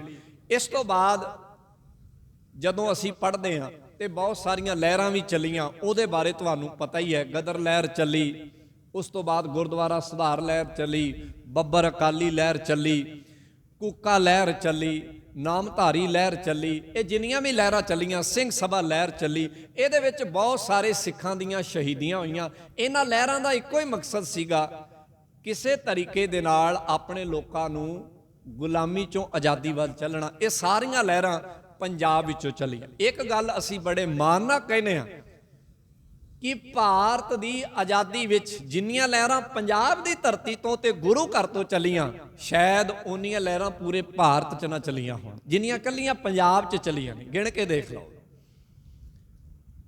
ਸੋ ਇਹ ਮਾਣ ਗੁਰੂ ਘਰ ਦੇ ਲਿਖਿਆ ਹੈ ਕਿ ਇਸ ਗੁਰੂ ਘਰ ਦੀ ਮਿੱਟੀ 'ਚੋਂ ਉਹ ਕਿਹੜੀ ਲਹਿਰ ਹੈ ਭਾਰਤ ਦੀ ਜਿਹਦੇ 'ਚ ਗੁਰੂ ਘਰ ਦੀ ਮਿੱਟੀ ਨੇ ਭੂਮਿਕਾ ਨਹੀਂ ਨਿਭਾਈ, ਇੱਥੋਂ ਦੀ ਧੂੜ ਨੇ ਆਪਣੀ ਭੂਮਿਕਾ ਨਹੀਂ ਨਿਭਾਈ। ਮੈਂ ਇੱਕ ਗੱਲ ਕਹਿ ਕੇ ਸਮਾਪਤੀ ਕਰਾਂਗਾ। ਆਪਾਂ ਕਾਂਗਰਸ ਦੀ ਗੱਲ ਕਰਦੇ ਹਾਂ। ਉਸ ਵਕਤ ਦੋ ਹੀ ਪਾਰਟੀਆਂ ਸਨ, ਇੱਕ ਕਾਂਗਰਸ ਤੇ ਇੱਕ ਮੁਸਲਿਮ ਲੀਗ। ਮੁਸਲਿਮ ਲੀਗ ਮੁਸਲਮਾਨਾਂ ਦੀ ਅਗਵਾਈ ਕਰਦੀ ਸੀ ਤੇ ਕਾਂਗਰਸ ਜਿਹੜੀ ਹੈ ਉਹ ਇੱਥੋਂ ਦੇ ਲੋਕਾਂ ਦੀ ਅਗਵਾਈ ਕਰਦੀ ਸੀ। ਸਿੱਖ ਜਿਹੜੇ ਹਨ ਇਹਦੇ ਨਾਲ ਹਮਾਇਤ ਸਨ, ਅਕਾਲੀ ਦਲ ਇਹਦੇ ਨਾਲ ਹਮਾਇਤ ਸੀਗਾ। ਪਰ ਇਹਨਾਂ ਲੋਕਾਂ ਦੀ ਪਾਇਆ ਕਿੰਨੀ ਕੁ ਸੀ, ਹਿੰਮਤ ਕਿੰਨੀ ਸੀ ਇਹਨਾਂ 'ਚ, ਇਹਦਾ ਅੰਦਾਜ਼ਾ ਤੁਹਾਨੂੰ ਇਸ ਘਟਨਾ ਤੋਂ ਲੱਗ ਜਾਏਗਾ। ਇਹ ਕਹਿ ਕੇ ਮੈਂ ਸਮਾਪਤੀ ਕਰਾਂਗਾ, ਫਿਰ ਅੰਦਾਜ਼ਾ ਲਾ ਲਿਓ। ਇਹ ਘਟਨਾ ਹੈ 1934 ਦੀ। 1934 ਦੀ ਇਹ ਘਟਨਾ ਹੈ। ਬੰਬੇ ਦਾ ਇੱਕ ਮੈਦਾਨ ਹੈ, ਉੱਥੇ ਇਹਨਾਂ ਨੇ ਇੱਕ ਸੈਸ਼ਨ ਕਰਨਾ ਸੀਗਾ। ਹਿੰਦ ਕਾਂਗਰਸ ਦਾ ਇੱਕ ਸੈਸ਼ਨ ਹੋਣਾ ਸੀਗਾ, ਭਾਵ ਇਕੱਠ ਕਰਨਾ ਸੀਗਾ, ਜਿਹਦੇ ਵਿੱਚ ਪੂਰੇ ਭਾਰਤ ਤੋਂ ਜਿੰਨੇ ਵੀ ਕਾਂਗਰਸੀ ਆਗੂ ਹਨ, ਛੋਟੇ ਤੋਂ ਲੈ ਕੇ ਵੱਡੇ, ਉੱਥੇ ਇਕੱਠੇ ਹੋਣੇ ਸਨ। ਉਹਦੇ ਵਿੱਚ ਪੰਡਿਤ ਜਵਾਹਰ ਲਾਲ ਨਹਿਰੂ ਨੇ ਆਪਣਾ ਭਾਸ਼ਣ ਵੀ ਦੇਣਾ ਸੀਗਾ। ਤੋ ਜਦੋਂ ਅੰਗਰੇਜ਼ਾਂ ਨੂੰ ਇਸ ਗੱਲ ਦਾ ਪਤਾ ਲੱਗਾ, ਉਹ ਇਸ ਗੱਲ ਦਾ ਵਿਰੋਧ ਕਰਦੇ ਸਨ। ਉਹਨਾਂ ਨੇ ਕੀ ਕੀਤਾ, ਚੰਦ ਬੰਦੇ ਪਹਾੜੇ ਤੇ ਲੈ ਲਏ। ਕਾਂਗਰਸੀਆਂ ਨੇ ਉੱਥੇ ਟੈਂਟ ਲਾਉਣਾ, ਕਨਾਤਾਂ ਲਾਉਣੀਆਂ ਸਵੇਰੇ, ਉਹਨਾਂ ਨੇ ਸ਼ਾਮ ਨੂੰ ਪੁੱਟ ਜਾਣੀਆਂ, ਫਿਰ ਅਗਲੇ ਦਿਨ ਲਾਉਣੀਆਂ ਉਹਨਾਂ ਨੇ ਸ਼ਾਮ ਨੂੰ, ਫਿਰ ਪੁੱਟ ਦੇਣੀਆਂ। ਕਈ ਦਿਨ ਐਵੇਂ ਚੱਲਦਾ ਰਿਹਾ। ਬੜੇ ਪਰੇਸ਼ਾਨ ਹੋਏ, ਕਿਸੇ 'ਚ ਹਿੰਮਤ ਨਾ ਹੋਈ ਉਹਨਾਂ ਦੰਗਈਆਂ ਨਾਲ, ਉਹਨਾਂ ਉਹ ਪੁੱਟਣ ਵਾਲਿਆਂ ਦੇ ਨਾਲ ਹਿੰਮਤ ਕਰਨ ਦੀ। ਹਾਰ ਕੇ ਫੈਸਲਾ ਹੋਇਆ, ਜਿਹੜੇ ਮੁਖੀ ਆਗੂ ਸਨ ਉਹ ਕਹਿਣ ਲੱਗੇ ਵੀ ਜੇ ਇੱਥੇ ਕੁਝ ਕਰਨਾ ਹੈ ਨਾ ਤੇ ਫਿਰ ਪੰਜਾਬ ਤੋਂ 4-5-7 ਬੰਦੇ ਮੰਗਵਾਓ, ਪੰਜਾਬ ਤੋਂ ਕੋਈ 4-5 ਸਿੱਖ ਮੰਗਵਾਓ ਤੇ ਇੱਥੇ ਬਿਠਾਓ, ਜੇ ਇੱਥੇ ਅਧਿਵੇਸ਼ਨ ਕਰਨਾ ਹੈ। ਨਹੀਂ ਤੇ ਤੁਸੀਂ ਟੈਂਟ ਲਾਉਂਦੇ ਰਹੋਗੇ ਤੇ ਪੁੱਟਦੇ ਰਹਿਣਗੇ, ਐਵੇਂ ਕੰਮ ਚੱਲਦਾ ਰਹੇਗਾ। ਉਹਨਾਂ ਨੇ ਕਰ ਨਹੀਂ ਦੇਣਾ। ਸੋ ਇਸ ਤਰ੍ਹਾਂ ਹੀ ਕੀਤਾ ਗਿਆ। ਮਾਸਟਰ ਤਾਰਾ ਸਿੰਘ ਨੂੰ ਚਿੱਠੀ ਲਿਖੀ ਗਈ। ਉਹਨਾਂ ਨੇ ਇੱਥੋਂ ਕੁਝ ਅਕਾਲੀ ਸਿੱਖਾਂ ਨੂੰ, ਜਿਹੜੇ ਸਿੱਖ ਸਨ, ਅਸਲ 'ਚ ਸਿੱਖੀ ਸਪਿਰਿਟ ਵਾਲੇ ਅਕਾਲੀ ਸਨ, ਜੋ ਪੰਜਾਬ ਤੋਂ ਹੀ ਆਪਣੇ ਨਾਲ ਡਾਂਗਾ ਲੈ ਕੇ ਗਏ। ਤੇ ਜਿਸ ਦਿਨ ਉਹਨਾਂ ਨੇ ਜਾ ਕੇ ਉੱਥੇ ਮੋਰਚਾ ਲਾ ਲਿਆ, ਕਿਸੇ ਦੀ ਹਿੰਮਤ ਨਹੀਂ ਪਈ ਕਿ ਉੱਥੇ ਕੋਈ ਇੱਕ ਡੰਡਾ ਵੀ ਪੁੱਟ ਸਕਣ। ਹੁਣ ਆਪ ਅੰਦਾਜ਼ਾ ਲਾ ਲਓ, ਜਿਹੜੇ ਬੰਦੇ ਕਨਾਤ ਨਹੀਂ ਲਾ ਸਕਦੇ, ਜਿਹੜੇ ਬੰਦੇ ਕਨਾਤ ਲਾਉਣ ਦੀ ਹਿੰਮਤ ਨਹੀਂ ਰੱਖਦੇ, ਉਹਨਾਂ ਨੂੰ ਇਹ ਬੰਦੇ ਪੰਜਾਬ 'ਚੋਂ ਚਾਹੀਦੇ ਹਨ। ਉਹ ਕਿਵੇਂ ਦੀ ਆਜ਼ਾਦੀ ਦੀ ਲੜਾਈ ਲੜ ਰਹੇ ਹੋਣਗੇ, ਅੰਦਾਜ਼ਾ ਤੁਸੀਂ ਆਪ ਲਾ ਲਿਓ। ਇਹ ਘਟਨਾਵਾਂ ਬੜੀਆਂ ਫਕਰ ਵਾਲੀਆਂ ਨੇ। ਸੋ ਇਹ ਸਾਨੂੰ ਸਮਝਣੀਆਂ ਚਾਹੀਦੀਆਂ ਨੇ। ਇਵੇਂ ਹੀ ਇੱਕ ਘਟਨਾ 1930 ਦੀ ਹੈ। ਪੰਡਿਤ ਜਵਾਹਰ ਲਾਲ ਨਹਿਰੂ ਨੇ ਬੰਬੇ ਦੇ ਇੱਕ ਆਜ਼ਾਦ ਮੈਦਾਨ ਵਿੱਚ ਲੋਕਾਂ ਦਾ ਇਕੱਠ ਕੀਤਾ। 2500 ਬੰਦੇ ਦੀ ਗਿਣਤੀ ਉੱਥੇ ਇਕੱਠੀ ਹੋਣੀ ਸੀਗੀ। ਉਹਦੇ 'ਚ ਪੰਜਾਬ ਤੋਂ ਵੀ ਕੁਝ ਬੰਦੇ ਬੁਲਾਏ ਗਏ, ਉਹਨਾਂ ਦੀ ਗਿਣਤੀ 30 ਦੱਸੀ ਹੈ, ਜਿਹਦੇ ਵਿੱਚ ਇੱਕ ਮੁਖੀ ਅਕਾਲੀ ਆਗੂ ਸੀ, 6 ਬੀਬੀਆਂ ਸਨ ਤੇ ਨਾਲ 23 ਕੁ ਸਿੱਖ ਭਰਾ ਸਨ। ਅੰਗਰੇਜ਼ਾਂ ਨੇ ਆਖਿਆ ਕਿ ਇਹ ਅਸੀਂ ਇੱਥੇ ਨਹੀਂ ਹੋਣ ਦੇਣਾ।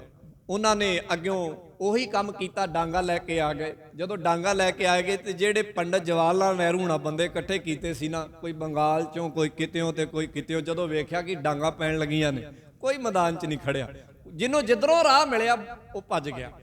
ਅੰਗਰੇਜ਼ ਅਫਸਰ ਇਹ ਲਿਖਦਾ, ਕਹਿਣ ਲੱਗੇ ਬਸ ਉੱਥੇ ਉਹ 30 ਬੰਦੇ ਨੀਲੀਆਂ ਦਸਤਾਰਾਂ ਵਾਲੇ ਰਹਿ ਗਏ, ਬਾਕੀ ਸਾਰੇ ਦੇ ਸਾਰੇ ਪਤਾ ਨਹੀਂ ਕਿੱਧਰੋਂ ਆਏ ਤੇ ਕਿੱਧਰ ਗਏ, ਸਾਨੂੰ ਨਹੀਂ ਪਤਾ ਲੱਗਾ। ਪੰਡਿਤ ਜੀ ਹੁਣੀ ਜਦੋਂ ਵੇਖਦੇ ਹਨ ਕਿ ਉੱਥੇ ਤੇ ਜਿਨ੍ਹਾਂ ਨੂੰ ਨਾਲ ਲੈ ਕੇ ਆਏ ਸਾਨੂੰ ਕੋਈ ਵੀ ਨਹੀਂ ਰਿਹਾ। ਇਹਨੂੰ ਕੀ ਕਹੋਗੇ? ਜੇ ਚਾਹੁੰਦੇ ਤੇ ਉਹ ਵੀ ਭੱਜ ਸਕਦੇ ਸਨ, ਰਸਤਾ ਉਹਨਾਂ ਦੇ ਕੋਲ ਵੀ ਸੀਗਾ, ਉਹਨਾਂ ਨਾਲੋਂ ਜ਼ਿਆਦਾ ਭੱਜਣਾ ਜਾਣਦੇ, ਪਰ ਨਹੀਂ, ਮਸਲਾ ਉੱਥੇ ਭੱਜਣ ਜਾਂ ਨਾ ਭੱਜਣ ਦਾ ਨਹੀਂ ਸੀਗਾ। ਅੰਗਰੇਜ਼ ਅਫਸਰ ਇਹ ਲਿਖਦਾ ਕਿ ਉਹਨਾਂ 30 ਨੂੰ ਅਸੀਂ ਡਾਂਗਾਂ ਦੇ ਨਾਲ ਇੰਨੀ ਬੁਰੀ ਤਰ੍ਹਾਂ ਕੁੱਟਿਆ, ਉਹਨਾਂ ਦਾ ਸਰੀਰ ਦਾ ਉਹ ਕਿਹੜਾ ਅੰਗ ਹੈ ਜਿੱਥੇ ਅਸੀਂ ਡਾਂਗ ਨਹੀਂ ਮਾਰੀ, ਨਾ ਬੀਬੀਆਂ ਨੂੰ ਛੱਡਿਆ, ਨਾ ਬਜ਼ੁਰਗ ਨੂੰ, ਨਾ ਨੌਜਵਾਨਾਂ ਨੂੰ ਛੱਡਿਆ, ਪਰ ਉਹਨਾਂ ਨੇ ਉਹ ਮੈਦਾਨ ਨਹੀਂ ਛੱਡਿਆ, ਉਹ ਮੈਦਾਨ ਵਿੱਚ ਪਏ ਰਹੇ ਤੇ ਕੁੱਟ ਖਾਂਦੇ ਰਹੇ। ਇਹ ਅਸਲ 'ਚੋਂ ਤੱਤ ਹੈ ਜਿਹੜਾ ਸਾਡੇ ਬਜ਼ੁਰਗਾਂ ਨੇ ਭਾਰਤ ਦੀ ਆਜ਼ਾਦੀ ਵਿੱਚ ਅਦਾ ਕੀਤਾ। ਸੋ ਇਸ ਤਰ੍ਹਾਂ ਇਹ ਸੰਘਰਸ਼ ਚੱਲਦਾ ਰਿਹਾ। ਕੁਝ ਅੰਗਰੇਜ਼ਾਂ ਦੀਆਂ ਵੀ ਮਜਬੂਰੀਆਂ ਹੋ ਗਈਆਂ, 2 ਉਹਨਾਂ ਨੂੰ ਯੁੱਧ ਲੜਨੇ ਪਏ, ਪਹਿਲਾ ਸੰਸਾਰ ਯੁੱਧ ਤੇ ਦੂਸਰਾ ਸੰਸਾਰ ਯੁੱਧ। ਉਹ ਕਮਜ਼ੋਰ ਹੋ ਗਏ, ਉਹ ਵੀ ਚਾਹੁੰਦੇ ਸਨ ਕਿ ਹੁਣ ਇੱਥੋਂ ਦੇ ਲੋਕਾਂ ਨੂੰ ਇੱਥੋਂ ਦੀ ਜਿਹੜੀ ਤਾਕਤ ਹੈ ਸੌਂਪ ਦਿੱਤੀ ਜਾਏ। ਸੋ 1947 ਵਿੱਚ ਇਹ ਫੈਸਲਾ ਹੋਇਆ, ਉਹਨਾਂ ਨੇ ਆਪਣੀ ਤਾਕਤ ਜਿਹੜੀ ਹੈ ਉਹ ਭਾਰਤ ਦੇ ਆਗੂਆਂ ਦੇ ਹੱਥ ਦੇ ਦਿੱਤੀ। ਤੇ ਇੱਥੇ 3 ਧਿਰਾਂ ਸਨ, 2 ਧਿਰਾਂ ਇੱਕ ਪਾਸੇ, ਇੱਕ ਧਿਰ ਇੱਕ ਪਾਸੇ, ਭਾਵ ਮੁਹੰਮਦ ਅਲੀ ਜਿੰਨਾ ਮੁਸਲਿਮ ਲੀਗ ਇੱਕ ਪਾਸੇ ਸੀਗੀ, ਸਿੱਖ ਤੇ ਹਿੰਦੂ ਅਗਵਾਈ ਵਾਲੀ ਕਾਂਗਰਸ ਇੱਕ ਪਾਸੇ ਸੀਗੀ। ਸੋ ਉਹਦੇ ਵਿੱਚ ਫੈਸਲਾ ਹੋ ਗਿਆ ਤੇ 1947 15 ਅਗਸਤ ਦਾ ਇਹ ਦਿਨ ਚੜ੍ਹਿਆ। ਮੁਸਲਮਾਨ ਇਸ ਗੱਲ ਨੂੰ ਸਮਝ ਗਏ ਸਨ। ਜੇ ਤੁਸੀਂ 1946 ਦੀਆਂ ਘਟਨਾ ਪੜ੍ਹੋਗੇ ਨਾ ਤੇ ਤੁਹਾਨੂੰ ਸਮਝ ਲੱਗ ਜਾਏਗੀ। ਮੁਹੰਮਦ ਅਲੀ ਜੱਲਾ ਇਸ ਗੱਲ ਨੂੰ ਸਮਝ ਗਿਆ ਸੀਗਾ ਕਿ ਜਦੋਂ ਇੱਥੇ ਬਟਵਾਰਾ ਹੋਣਾ ਤੇ ਬੜੀ ਵੱਡੀ ਗਿਣਤੀ ਦੇ ਵਿੱਚ ਕਤਲੋਗਾਰਤ ਹੋਣੀ ਹੈ, ਬਹੁਤ ਵੱਡੀ ਗਿਣਤੀ ਵਿੱਚ। ਇਸ ਕਰਕੇ ਉਹਨੇ ਆਪਣੇ ਲੋਕਾਂ ਨੂੰ ਮਹਿਫੂਜ਼ ਕਰਨ ਦੇ ਲਈ ਜਿੱਦ ਫੜੀ ਰੱਖੀ ਤੇ ਇੱਕ ਆਜ਼ਾਦ ਦੇਸ਼ ਜਿਹੜਾ ਉਹਦੀ ਮੰਗ ਕੀਤੀ। ਪਰ ਸਾਡੇ ਸਿੱਖਾਂ ਨੇ ਨਾਲ ਸਹਿਯੋਗ ਕੀਤਾ। ਉਹ ਇਸ ਗੱਲ ਤੋਂ ਨਾ ਵਾਕਫ ਰਹੇ ਕਿ ਜਿਹੜੀ ਇਹ ਵੰਡ ਹੋਣੀ ਹੈ ਇਹਦੇ ਵਿੱਚ ਕਿੰਨਾ ਨੁਕਸਾਨ ਹੋਣਾ ਹੈ, ਕਿਸ ਤਰੀਕੇ ਦੇ ਨਾਲ ਹੋਣਾ ਹੈ, ਇਸ ਗੱਲ ਦੀ ਕੋਈ ਚਰਚਾ ਨਹੀਂ ਕੀਤੀ ਗਈ। ਬਸ ਇਸ ਗੱਲ ਵੱਲ ਸਾਰਾ ਨਿਸ਼ਾਨਾ ਸਿੱਧਤ ਰੱਖਿਆ ਗਿਆ ਕਿ ਕਿਹੜੇ ਇਲਾਕੇ ਉਹਨਾਂ ਨੂੰ ਦੇਣੇ ਨੇ, ਕਿਹੜੇ ਇੱਧਰ ਦੇਣੇ ਨੇ। ਇਸ ਗੱਲ ਦੀ ਚਰਚਾ ਨਹੀਂ ਕੀਤੀ ਗਈ ਕਿ ਜਿਹੜੀ ਪਬਲਿਕ ਟਰਾਂਸਫਰ ਹੋਣੀ ਹੈ ਉਹਨਾਂ ਨੂੰ ਕਿਵੇਂ ਟਰਾਂਸਫਰ ਕੀਤਾ ਜਾਣਾ ਹੈ। ਸੋ ਇਹਦੇ ਨਾਲ ਸਭ ਤੋਂ ਵੱਡਾ ਜਿਹੜਾ ਨੁਕਸਾਨ ਹੈ ਉਹ ਸਿੱਖਾਂ ਨੂੰ ਉਠਾਉਣਾ ਪਿਆ। ਜਦੋਂ ਵੰਡ ਹੋਈ ਤੇ ਲਗਭਗ ਸੈਂਕੜੇ ਤੋਂ ਉੱਪਰ ਗੁਰਦੁਆਰੇ ਛੱਡਣੇ ਪਏ। 10 ਲੱਖ ਸਿੱਖ ਜਿਹੜੇ ਹਨ, ਉਹਦੇ ਵਿੱਚ 10 ਲੱਖ ਲੋਕ ਜਿਹੜੇ ਹਨ ਉਹ ਉਧਰੋਂ ਇੱਧਰ ਆਏ, ਜਿਹਦੇ ਵਿੱਚ ਬਹੁ ਗਿਣਤੀ ਸਿੱਖ ਜਿਹੜੇ ਹਨ ਉਹ ਮਾਰੇ ਗਏ। ਲਗਭਗ ਉਹਨਾਂ ਦੇ ਪਰਿਵਾਰਾਂ ਦੇ ਜੀਅ ਵਿਛੜ ਗਏ, ਜਾਇਦਾਦਾਂ ਵਿਛੜ ਗਈਆਂ, ਧੀਆਂ ਦੀਆਂ ਇੱਜ਼ਤਾਂ ਖੋਈਆਂ ਗਈਆਂ, ਹੋਰ ਬੜਾ ਕੁਝ ਐਸਾ ਹੋਇਆ। ਇਹ ਨੁਕਸਾਨ ਜਿਹੜਾ ਹੈ ਸਾਡੇ ਬਜ਼ੁਰਗਾਂ ਨੂੰ ਝੱਲਣਾ ਪਿਆ, ਜਿਹਦਾ ਇੱਕ ਵੱਡਾ ਖਮਿਆਜਾ ਜਿਹੜਾ ਇਸ ਕੌਮ ਨੂੰ, ਗੁਰੂ ਘਰ ਨੂੰ ਦੇਣਾ ਪਿਆ। ਮੈਂ ਕੁਝ ਤਾਤੇ ਦੇ ਬਾਰੇ ਸਾਂਝੇ ਕਰਕੇ ਸਮਾਪਤੀ ਕਰਾਂਗਾ। ਪਹਿਲਾ ਤਾਤੇ, ਜਿਹੜੇ ਬੰਦੇ ਉਧਰੋਂ ਇੱਧਰ ਆਏ, ਤੁਸੀਂ ਕਿਸੇ ਵੀ ਪਰਿਵਾਰ ਨੂੰ ਚੈੱਕ ਕਰ ਲਿਓ, ਮੈਂ ਵੀ ਉਹਨਾਂ 'ਚੋਂ ਸ਼ਾਮਲ ਹਾਂ। ਜਦੋਂ ਮੈਂ ਆਪਣਾ ਪਿਛੋਕੜ ਫੋਲਿਆ, 47 ਤੋਂ ਬਾਅਦ 15 ਸਾਲ ਤੱਕ ਪਰਿਵਾਰ ਜਿਹੜੇ ਹਨ ਗੋਲ ਗੋਲ ਘੁੰਮਦੇ ਰਹੇ, ਉਹਨਾਂ ਦੇ ਪੈਰ ਨਹੀਂ ਲੱਗੇ। 15 ਸਾਲ, ਭਾਵ ਜਿਹੜੇ ਪਰਿਵਾਰ ਜਿਨ੍ਹਾਂ ਨੂੰ ਆਪਾਂ ਰਿਫਿਊਜੀ ਕਹਿੰਦੇ, ਜਿਹੜੇ ਪਾਕਿਸਤਾਨ ਤੋਂ ਇੱਧਰ ਆਏ, 15 ਸਾਲ ਉਹ ਘੁੰਮਦੇ ਹੀ ਰਹੇ। ਉਹਨਾਂ ਦੀ ਉਹ ਜਿਹੜੀ ਢੂੰਡ ਹੈ, ਜਿਹੜੀ ਉਹ ਚਾਹੀਦੀ ਸੀ ਜ਼ਮੀਨ ਜਾਇਦਾਦ, ਉਹ ਉਹਨਾਂ ਨੂੰ 15 ਸਾਲ ਬਾਅਦ ਮਿਲੀ। ਪਹਿਲਾ ਤਾਤੇ, ਭਾਵ ਉਹਨਾਂ ਨੂੰ ਇਹ ਸੀਗਾ ਕਿ ਆਪਾਂ ਇੱਧਰ ਉੱਧਰ ਚੱਲ ਜਾਣਾ ਤੇ ਜਾਂਦਿਆਂ ਜ਼ਮੀਨਾਂ ਮਿਲ ਜਾਣੀਆਂ, ਪਰ ਐਸਾ ਨਹੀਂ ਹੋਇਆ।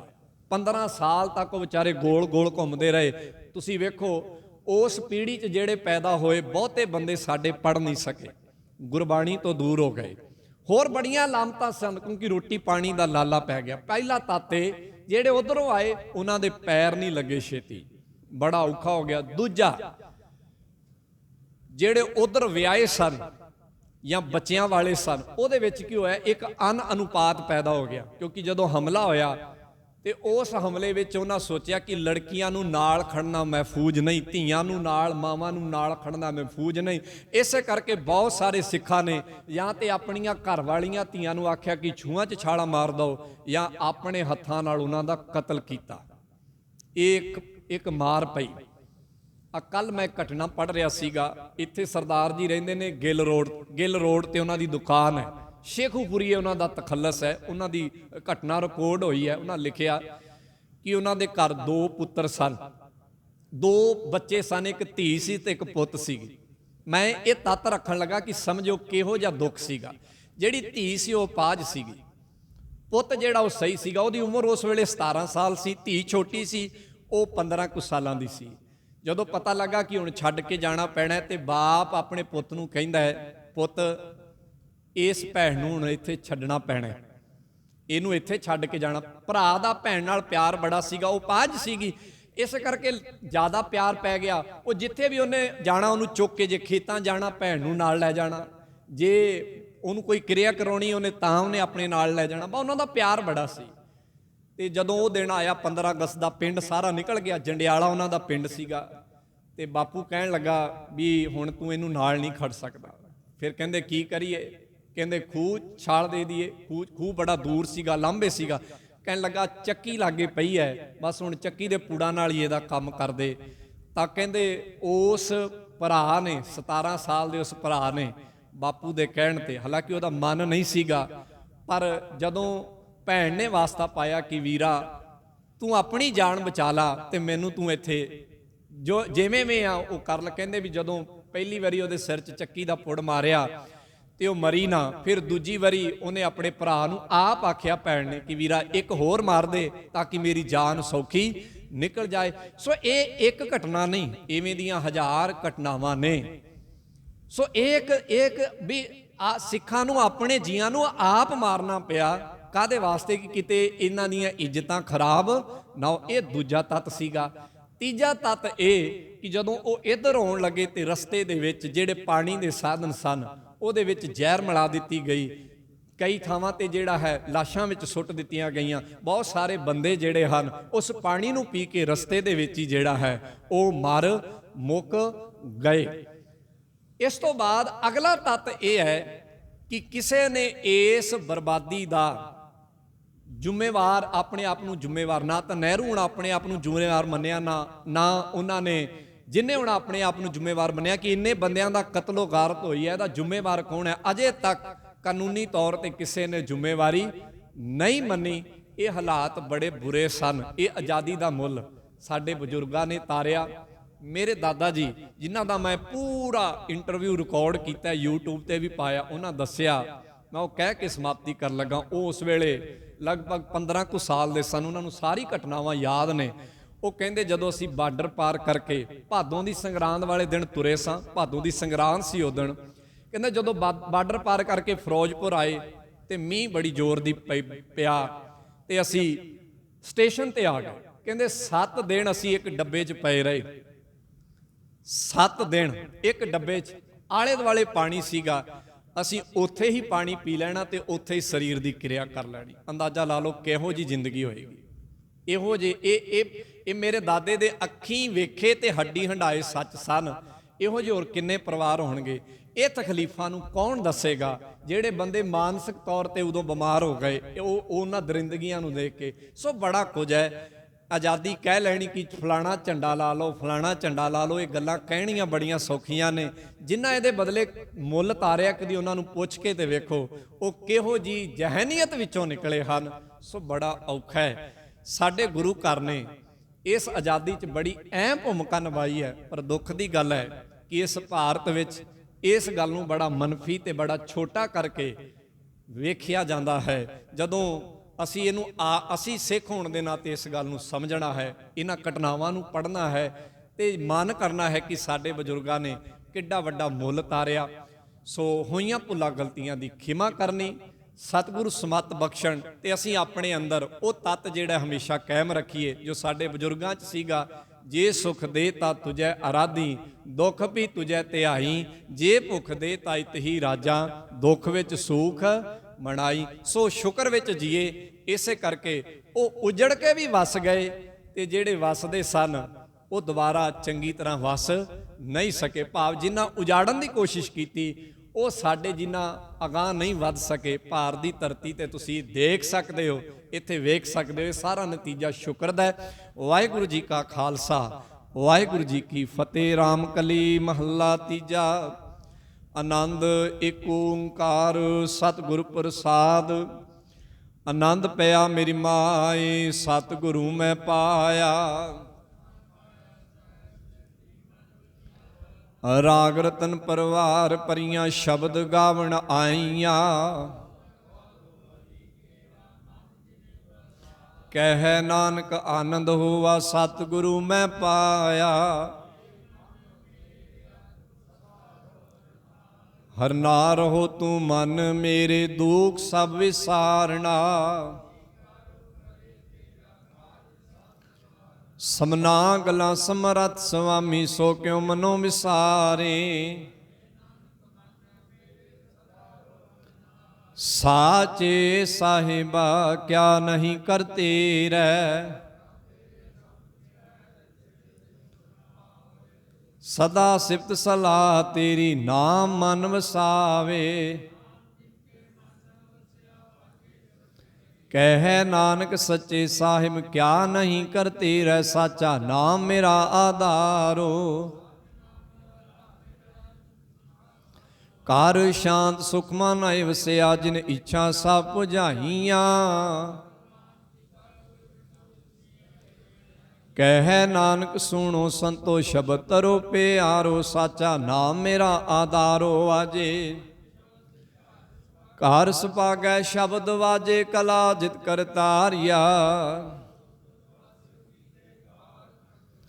ਤੁਰ ਕਰਮ ਪਾਇਆ ਤੁ ਜਿਨ ਕੋ, ਸੇ ਨਾਮ ਹਰਿ ਕੈ ਲਾਗੀ।